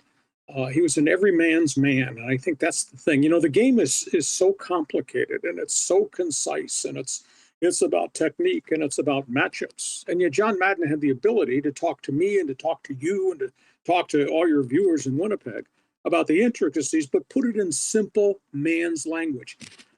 Great personality. I was fortunate to interview Cosell twice before he passed, and he was at a different level intellectually. And I interviewed Madden a couple of times. It was the voice of the Chargers and the Seahawks, and just had fun because he was affable. He was like the man's fan. When you look at John Madden and you think of the other great coaches of his era, Tom Landry with the hat and the shirt and the tie and dapper dressed, and the stoicism of Bud Grant, and just the fierce, piercing eyes of Chuck Noll. Those were all the equals to John Madden when he was the coach of the Raiders. And you look at Madden, how he dressed, how he acted, he was a swashbuckler. He was so much fun to be around. Players loved him. And it was interesting because he made the comment to me one time, and I know it's been written about in the last 24 hours. He had hardly any rules at all. His only rules were show up on time and play hard for me. And I remember making this statement to me, fewer rules to be broken. Cool guy. What a cool guy. I would hope the NFL can come up with something creative to honor his name. John Madden Coach of the Year award, or I don't know if it'd be John Madden Pro Football Hall of Fame, but there's something the league should do. Or maybe fly a flag in every stadium with his silhouette on it. Hell of a guy. And worked for a crazy man, and he was a crazy man too. Well, and listen, I think a lot of our younger viewers and listeners know him through being the iconic name of the Madden NFL franchise, which many of us really learned football through. For people, if you're in your 40s or even late 30s, you remember Madden as this iconic broadcaster who was so much to watch on Sunday afternoon. But I mean, even I don't really remember him as an actual Super Bowl winning coach. And reading about his life today, it kind of caught me off guard that he became the head coach of the Raiders at 32 years old. I mean, we're talking about Brandon Staley and Nick Sirianni and some of these younger coaches right now. I mean, there's lots of players in the league that are 32. I mean, what can you tell us about him as an actual head coach, getting that start and obviously being, winning the Super Bowl for Al Davis's Raiders? Well, he was a football junkie, and he grew up as a football player, but then had injuries, and his career lasted less than one season with the Philadelphia Eagles, and he promptly reverted and spun back into coaching. He actually started his coaching career. He was at junior college in California for a couple of years and came to San Diego and coached under Don Coryell at San Diego State. He was on the same staff with Joe Gibbs and a couple of other guys that wound up in the NFL. How brilliant is that? And then, of course, he went on and as an assistant coach with the Raiders, got hired immediately by Al Davis, who was hands-on everything, and yet he and Madden had a pretty good working relationship. His career record was unbelievable. It was like 106-32-7. Think about that. But he only got to the Super Bowl one time. He lost an AFC championship game, I think, 5 or 6 times, and he kept butting heads with Chuck Noll and the Steel Curtain and all the great teams that Pittsburgh had. But he did finally win a Super Bowl. But he was a free spirit. He coached a bunch of renegades, a.k.a. Raiders. He let them be themselves. I remember Gene Upshaw telling me years and years ago that the reason Madden was so successful with all these guys that were out there was he let these guys be out there as people, as long as they came and did everything he wanted as a coach within the NFL confines of the Raider locker room and practices and games. I mean, he molded players, he directed players, he was tough on players. He had a bunch of guys that played on the edge. A lot of guys had problems off the field, but when they put that silver and black on, they did everything he wanted. I mean, he was a really special guy, and then he walked away from it. You know, and I thought about this in the early hours this morning because I'm going to write a column on my website about John Madden tonight. I thought about this. He checked off every box in life. You just think about that. Player, coach, marketing guy, Hall of Fame broadcaster, phenomenal. He had all the check boxes. So I don't think we'll ever see anything like this ever again. And I think he, in the history of the NFL, is to football what Howard Cosell was to broadcasting football. Did anyone not like Madden? I mean, and I know when someone passes, I mean, usually people are giving platitudes right now, but I mean, I kind of think of just how it seemingly universally loved this guy was because of the special person that he was.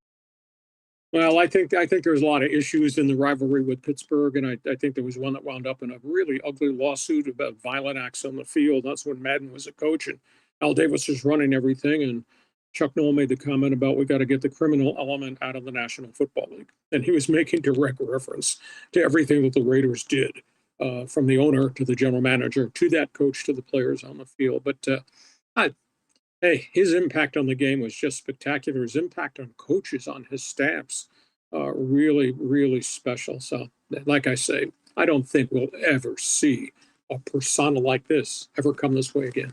Lee Hacksaw Hamilton with us, remembering John Madden and talking some NFL here, heading into week 17, 2 weeks left of the regular season, which is now, of course, 17 weeks. A number of teams have clinched their playoff spots, but there's a ton of teams on the edge right now. Lee, let me talk in your backyard right now. What the hell happened to the Chargers last week against the Texans? That might be as devastating a loss for a single team when you think about what it meant for their situation, their playoff spot in years in the National Football League. And one of the most stunning results we've seen in a long time, too.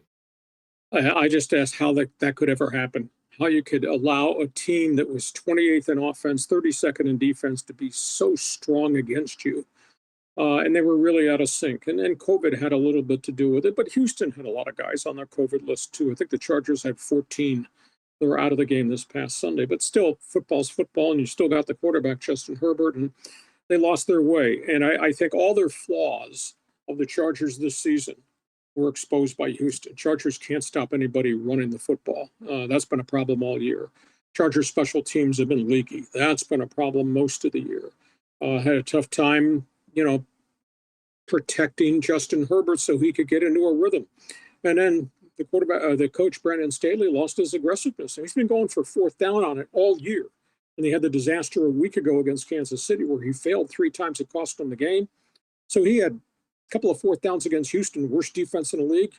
And he lost his aggressiveness. He didn't go for it. And I really question this week. Brandon Staley has come here and has been welcomed with open arms in Los Angeles, and he's got a vibrant football team. But he must have left all the pages a defensive playbook in his desk at the Rams headquarters when he vacated his defensive coordinator. His defense has been terrible most of the season. It's worse now. I mean, they're giving up 55% third down conversion rates. Can't stop the bleep and run. Well, that's two pretty bad negatives. So this is on Staley. Plus the bad luck with COVID. It's a huge blow. I don't know that they recover. Now they're taking themselves, I think, out of the playoffs. I mean, they were 4-1 to start. You and I were talking about that. They're 4-6 since, with a couple of hideous losses, and they got 2 games left in the season. Well, on the other side of things, I mean, there's a lot of people burying the Chiefs at 3-4, and justifiably so. I mean, they went up against top teams. They lost to the Titans. They lost to the Bills. They lost to the Chargers. And yet here they are, 11-4, on the verge of clinching first place. You've covered this game for a long time. I mean, I love this team. I watch every game. I didn't have a lot of confidence that things were just going to turn around, especially on the defensive side of the football league. But I mean, even in a season where this has not been the Patrick Mahomes air show that we remember they look like maybe the most well-rounded team we've seen in the Andy Reid era so far. What are your thoughts on the Chiefs and their position? And really, who in the AFC, if the Chiefs, well, they are number one right now, who's next? And of course, they've got a huge game coming up against the Bengals, who look pretty darn good, but still have some work to do before clinching their playoff spot, never mind the AFC North. Well, I'll call a couple of things. First half of the season, threw the football way too much, had to throw the football, but they couldn't protect the quarterback. Their offensive line was a disaster, even though they had spent a lot of money to get 4 new starters in the offensive front in front of Patrick Mahomes. Well, they rearranged it as they got to midseason. They moved Orlando Brown from left tackle, flipped him back to right tackle. He started to play better. Offensively up front, they're a little bit better now. So Mahomes is not making these hairy high school throws out of desperation. So he's kind of stopped turning the football over. The other factor is they didn't have a running game to really start the season. Clyde Edwards-Helaire was not totally healthy. Then they stumbled upon a backup running back, Darrell Williams, who is a physical force guy, and they started to throw to him out of the backfield. And suddenly the dimensions of their offense diversified, and it wasn't just Travis Kelce and Tyreek Hill. It was Mecole Hardman, and then it was Williams, and now they get a layer back. So offensively, they've kind of come together since midseason, which has made Patrick Mahomes much more dangerous because he's not doing things out of desperation and making bad decisions. Defensively, getting Frank Clark back at defensive end has made a huge difference. They traded for Melvin Ingram, a rush linebacker from Pittsburgh. Secondary started to get better as the season wore on. That's all a byproduct of better coaching. They coached some of these guys up. Tyrann Mathieu is there, is having a good season. So it's a much better, more dangerous team now. Now, the AFC, it keeps changing. It's like every 14 days, there's something different there that we need to talk about. You and I would not want them to play the Chargers in the postseason back in midseason when the Chargers were rolling. You and I would not want to line up against Derrick Henry and the Tennessee Titans, but all of a sudden Tennessee's not the same with Henry gone, the left tackle, the left guard gone with COVID and injury issues. So now and Ryan Tannehill's turning the football over because he doesn't have the components around him. Baltimore looks so dangerous, but it's all caught up to him. And I just saw the video today of Lamar Jackson. He's limping, trying to practice on the field with a bad ankle. And then they lost Tyler Huntley, the backup quarterback, who's a pretty explosive kid. It might be as good a backup as there in the league. He can't play because of COVID. And, of course, they don't have any running backs. And so suddenly the teams that you feared in midseason aren't the same teams anymore. So it looks like Kansas City, to me, has got a pretty good run. You know, you can throw New England into this because now there's a theory that Mac Jones is worn out, that he's kind of hit a wall. The kid that was making all the plays and had a quarterback rating like 92, he's got a quarterback rating of like 60 in the last couple of losses the Patriots have had, and suddenly they're not the same team. So who was hot then is not hot right now, and AFC is weird. I mean, as of this morning, I think, Andrew, there's 6 teams within one game of each other fighting for one playoff spot with 2 weeks to go in the season. Yeah, when the Miami Dolphins of all teams are in that spot right now, they were 1-7. I still don't think they're good enough to get it done. Now, whether that means Baltimore or the Chargers, well, the Raiders are 8-7 after that win and still alive. And the funny thing is, the Steelers are 7-1. They're terrible. Cleveland is 7-8. And I think Cleveland might actually have the best path of all of those teams to make the playoffs. Now, they're going to need Kansas City to beat the Bengals this week. But if that happens, and they basically would need to beat the, I can't remember, I think they have Pittsburgh, and then they have Cincinnati in the final week at home. And that could end up being a game for the division. And, you know, it is wild. I mean, going into last week, every team in that division was 500 or better. But yet they're just barely better than 500, with the exception of Cincinnati. Although if Cincinnati does lose their last 2 games, they could be in the outside looking in as well. It's just a wild picture. All these other teams, Cincinnati and Burrows and Chase, and the other wide receiver, Joe Mixon, that's a pretty good collection of people. But I don't know from a team standpoint, Cincinnati's got enough to be more than one and done, even if they get to the postseason. Cleveland, all the expectation we've had the last 2 years, it's all been wiped out by all these injuries and the COVID situation. And I mean, the Browns fans are beside themselves. Nobody to blame. It's just bad luck. Players get hurt in the NFL, and in the last 2 calendar years, players get badly sick in the NFL. I don't know what to make of Indianapolis. Half their offensive line is on the COVID list. They had 4 of them out last week. Now you got Carson Wentz hurt. That's a big negative too. So, I mean, there's just a lot of things going on right now with teams that you thought were going to be really good that are not good. Pittsburgh's era is over. I think there'll be coaching changes, not Mike Tomlin, but I think there'll be coaching changes.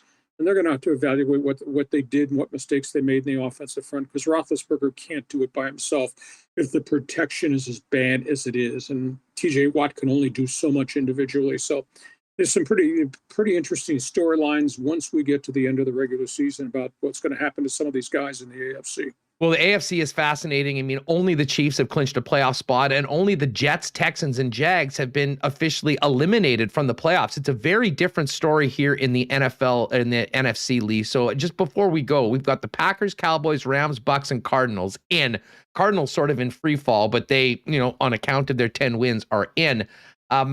And then you've got the Niners and Eagles at 8 and 7 in the final two spots. I think San Francisco's still in a good spot, but now you got Jimmy G that's injured.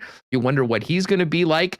Philly's been very up and down, and there's a lot of Viking fans in and around here watching their team at 7 and 8, knowing they've got a very tough test in Lambeau this weekend, knowing that if the Vikings can pull off 2 wins in their final 2 games, they could probably get in. And I'll tell you what, that Minnesota team might be dangerous. Although it really does seem like there's 5 good teams and then everybody else in the NFC. Minnesota's wishing and hoping that's not going to happen. That's a flawed football team. In fact, I think Mike Zimmer is coaching to save his career right now. San Francisco, which 49er team shows up? Now they're going to have to play Trey Lance, the quarterback out of North Dakota State, only because Jimmy Garoppolo's got a fractured thumb and a torn ligament in that thumb. He's done, I believe. So they take them out of the conversation. And in terms of the rest of the NFC, the elite are the elite. And keep in mind, the way this thing is wrapping up, the whole world's going to have to go through Lambeau Field in Green Bay in January and do it against Aaron Rodgers in the cold weather of Wisconsin. So I think that right now, Green Bay is the team. Tampa Bay's good. Tampa Bay has lost its running back, Leonard Fournette. That's a big setback there. They got problems in their secondary with Jamel Dean's gone down with COVID now. You can trust Antonio Brown. He's back on the field, had 10 catches for 101 last Sunday. But when the going gets tough, can you really trust him to be the guy that's going to step up and save your season? I don't think so. So the Rams, Matthew Stafford's thrown a ton of interceptions. And as great as Aaron Donald is defensively, the Rams are giving up pass plays down the field.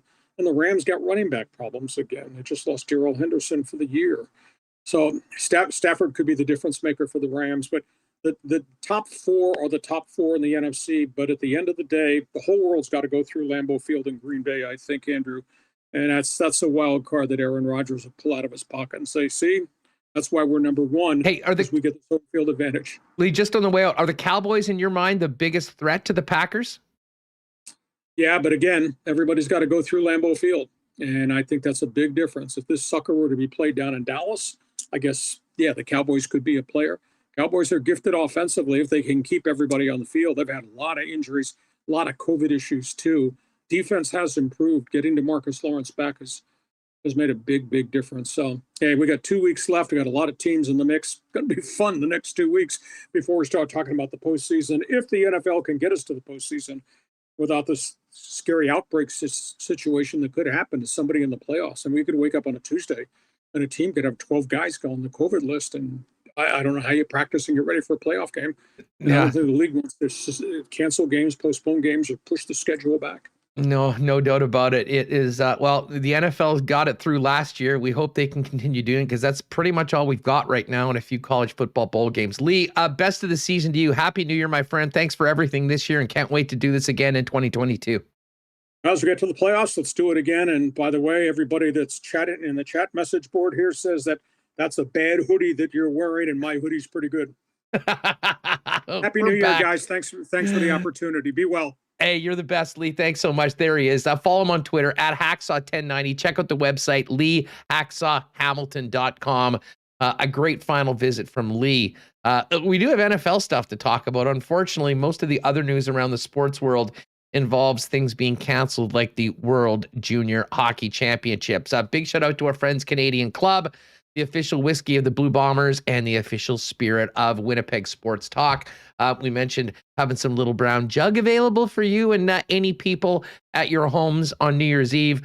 I would second that for the great taste of Canadian Club. And of course, Jim Beam. Bomber fans, head on to your local Manitoba liquor marts right now. If you purchase Jim Beam, there is a special limited edition collector's cup celebrating the Bombers 2021 Grey Cup Championship.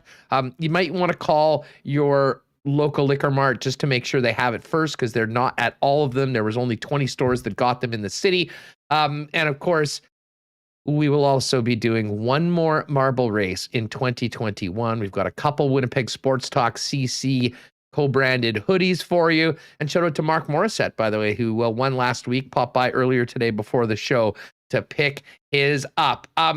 We'll get to cool bet lines, I hope, in a minute, but let's get Michael Remis back in here. And Reem, I know while you were talking, while I was talking with Hacksaw and some NFL, you have been monitoring both the chat and what's going on social media in regards to the World Juniors. Is it official yet, or is it just the word of the Bob father? I mean, what, the Bob McKenzie tweet isn't enough? That's the white smoke. That's the white smoke coming out of the Vatican. That's when you know something is official, when Bob puts it on Twitter. I don't think that they have officially had an announcement yet, the IIHF, but yeah, Bob McKenzie said it's going to get canceled. I mean, Chris Peters reported that as well, and so did Emily Kaplan from ESPN. So everyone's saying that. We did have some other junior news that came out conveniently after the report of the World Juniors being canceled, that the OHL announced the reinstatement of Logan Knights defenseman Logan Mailloux effective January 1. They had to get that in there like right under the nose of the thing. And if you don't remember Logan Mailloux, he was the first round draft pick of Montreal, who had said he did not want to be drafted because he had been charged for some sexual misconduct in Europe before, and said that he wasn't mature enough for the NHL. Yeah, but Montreal huge black mark for the Habs. Went and picked him anyways. And I don't know if that cost Marc Bergevin his job, but I think that was definitely a factor among many factors, including the team's horrible performance. Yeah, but I mean, considering like when that happened, like the amount of hubris that it took for the Habs and Bergevin to select him. Yes. And keep in mind, this is just in the aftermath of them stunning everyone and going all the way to the Cup final. So I think he had so much stroke there that, I mean, I think hubris is the best way to describe it. He thought that, well, you know what, we'll just, get some counseling or do what we have to do. This guy's the best player we could get right now, so we're going to do it, completely ignoring everything that happened on the ice. And it really blew up in their face. I mean, man, we're talking about, 2021 and the end of 2021. The end of the first round of the National Hockey League draft was, I mean, such a disaster. I honestly, I chuckled a little bit thinking about what Gary Bettman was thinking. I mean, you have the Habs picking at 31, taking Logan Mailloux, and then right after that, Stan Bowman coming up as everything was, heating up with the reports and what had happened with this Kyle Beach, who at that point was still anonymous, and the cover-up that had going on, basically rolling out, flanked by 7 women from the organization who were ostensibly human shields, and making their selection. I mean, it was that was a really, really rough look for the National Hockey League, and especially the Montreal Canadiens and the Chicago Blackhawks. So interesting that has been has been noted. What timing there by the PR staff of the OHL? That's just like slipping it in there. Not quite like 4 or 5 o'clock on a Friday, but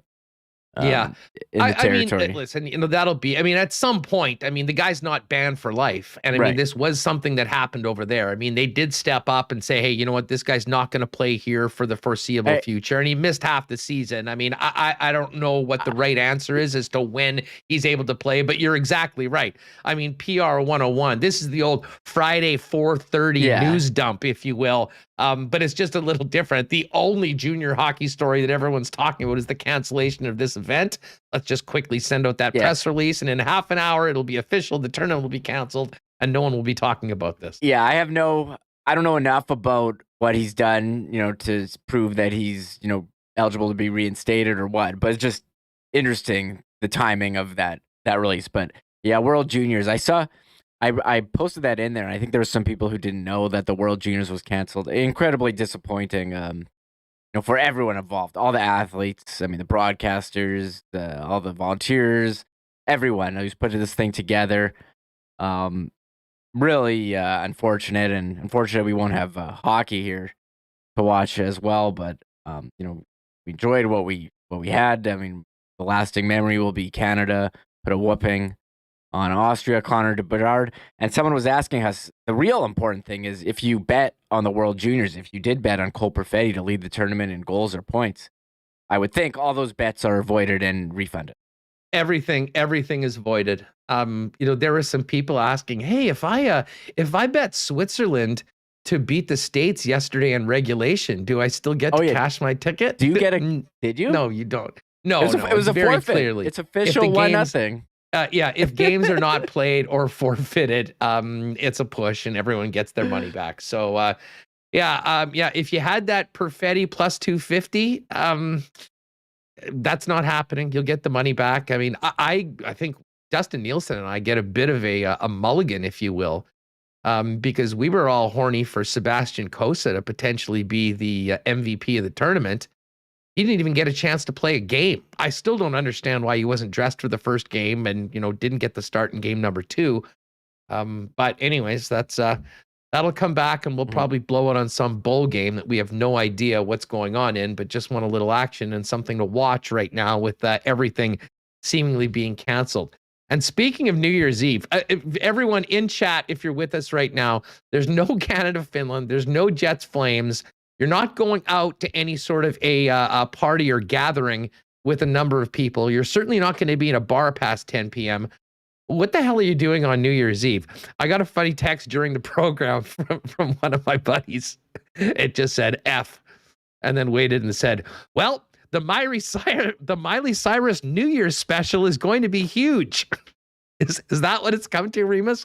We got to get ready for the Miley Cyrus New Year's special? Hey, I like Miley Cyrus. Didn't you see her cover of Nothing Else Matters with Metallica on Howard Stern? That was absolute fire. So I'm here for the Miley Cyrus Christmas special. She does some great covers. She's very talented. So I'm here to stand for Miley Cyrus. But as far as my New Year's plans, I mean, I have no idea. Like what, I don't know.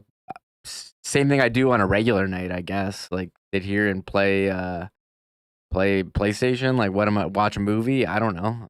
There's no hockey on. Yeah, we're gonna need to both figure out something to entertain ourselves with. This might be time for the PGA Tour scream coming up this weekend. To be honest, we might have to. Yeah, I'm ready. Hit the links. We've been talking about it. Yeah, Schmidtface says New Year's Eve special. Maybe we could get something together. I have no idea. Powered by Little Brown Jug.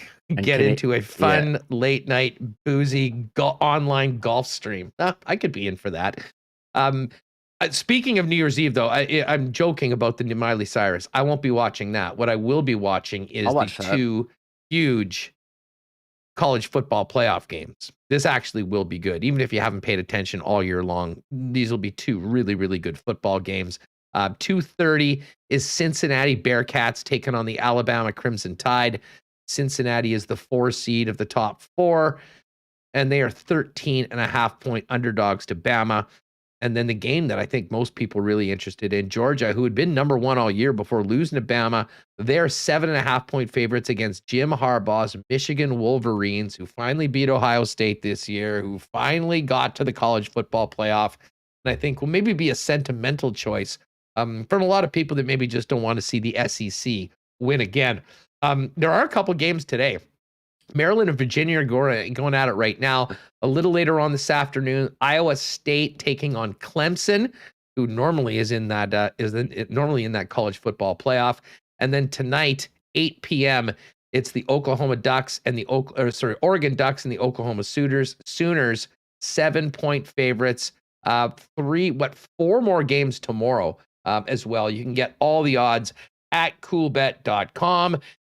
As well as NFL odds are up right now, and we will have an episode of the Lock Shop tomorrow. Normally we do Tuesday, but there wasn't really anything to get to, and I'm sure glad we didn't spend a whole episode talking about World Junior handicapping, because of course that ship has sailed, and unfortunately the tournament is canceled. But lines are up for the weekend in the National Football League. We'll hit that all on tomorrow's Lock Shop, which I do believe will probably drop at about noon, right before we go on live at Winnipeg or for Winnipeg Sports Talk Daily.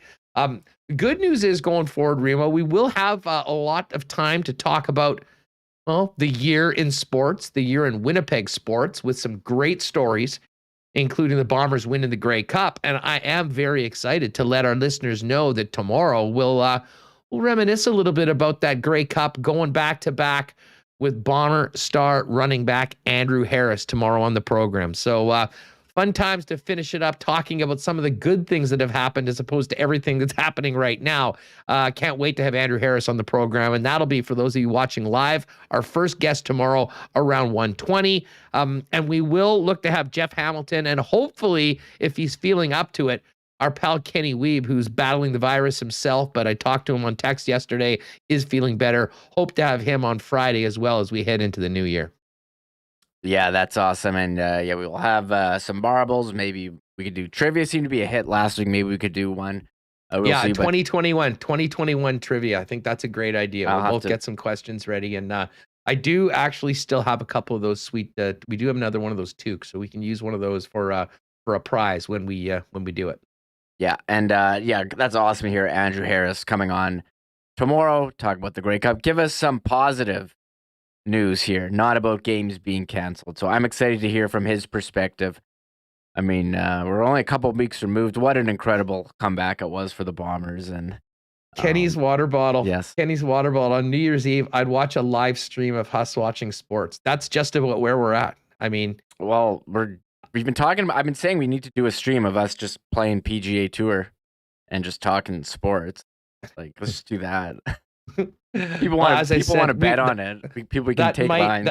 That might, well, we could have a line. I think this might be the only video game we could possibly play that I would be a favorite against Remis.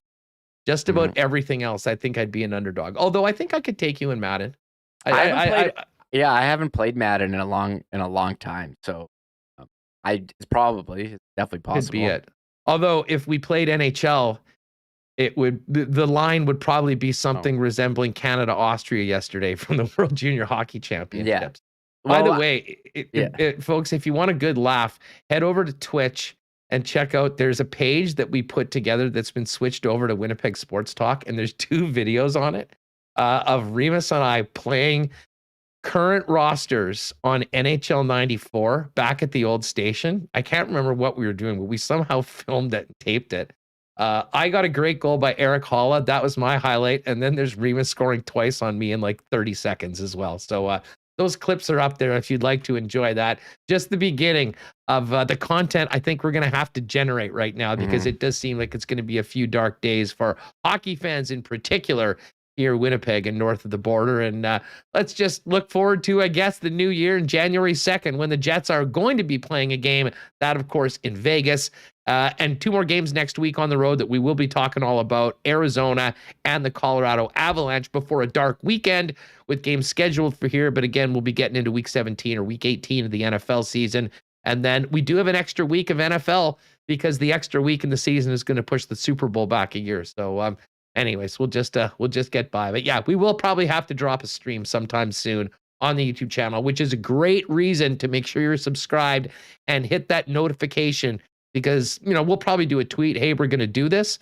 But if you don't turn your notifications on, you won't know when that's happening. So for everyone there, just make sure you've got that done. And by the way, if you can, give us a thumbs up if you haven't already for today's show. Yeah, we need those thumbs up. They definitely help YouTube recommend our content to people who might be interested in it. But yeah, I mean, the brainstorming, I see a lot of people trying to get like a marble tournament style bracket tournament, or simulating the World Juniors on. We'll just simulate it. I'll just pull it up on EA Sports. Guys, we're going to simulate it. You and I will do play-by-play. I've always wanted the chance to do it. It'll have the names up. That's actually a great idea. Listen, leave us with this overnight. We'll have a show tomorrow. Yeah. We'll figure out some, much like I don't know if the IIHF had any contingency plans. They just had to cancel it. we won't have to cancel anything. We might actually start some new stuff with everything else that's going on, but we've got some ideas. Shout out to everyone in the chat, even Ryan Friesen. Your takes were even worse than they normally are today, and I do hope that you've got that $40 set aside for the AFC Championship weekend when a certain team will be playing, and you will be getting an invoice from yours truly. And of course, to all of our sponsors that are joining us today and every day, the people behind this show and why we're able to do it every day. F Apparel, don't forget that great Boxing Day sale still going on up until Friday. Royal Sports as well over at 750 Pembina Highway. Vita Health, Culligan Water, Manitoba Battery, Not Auto Corp, Little Brown Jug, Princess Auto, Boston Pizza, the Nick and Nicky DQ Group, Canadian Club Whiskey, and of course, Coolbet Canada for the few things that are actually going on and you can still bet on.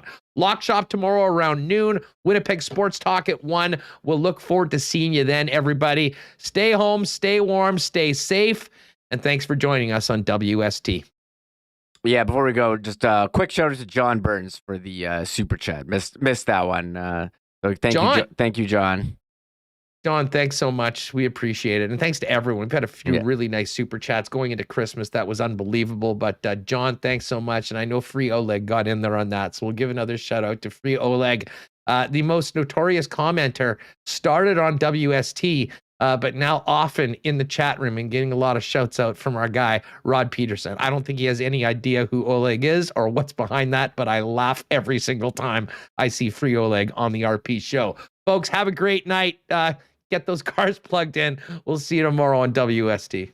Oh my God! Oh! Shut it down! Let's go home! Thanks for tuning in to Winnipeg Sports Talk Daily. Make sure to subscribe on YouTube and your favorite podcast feed at winnipegsportstalk.com.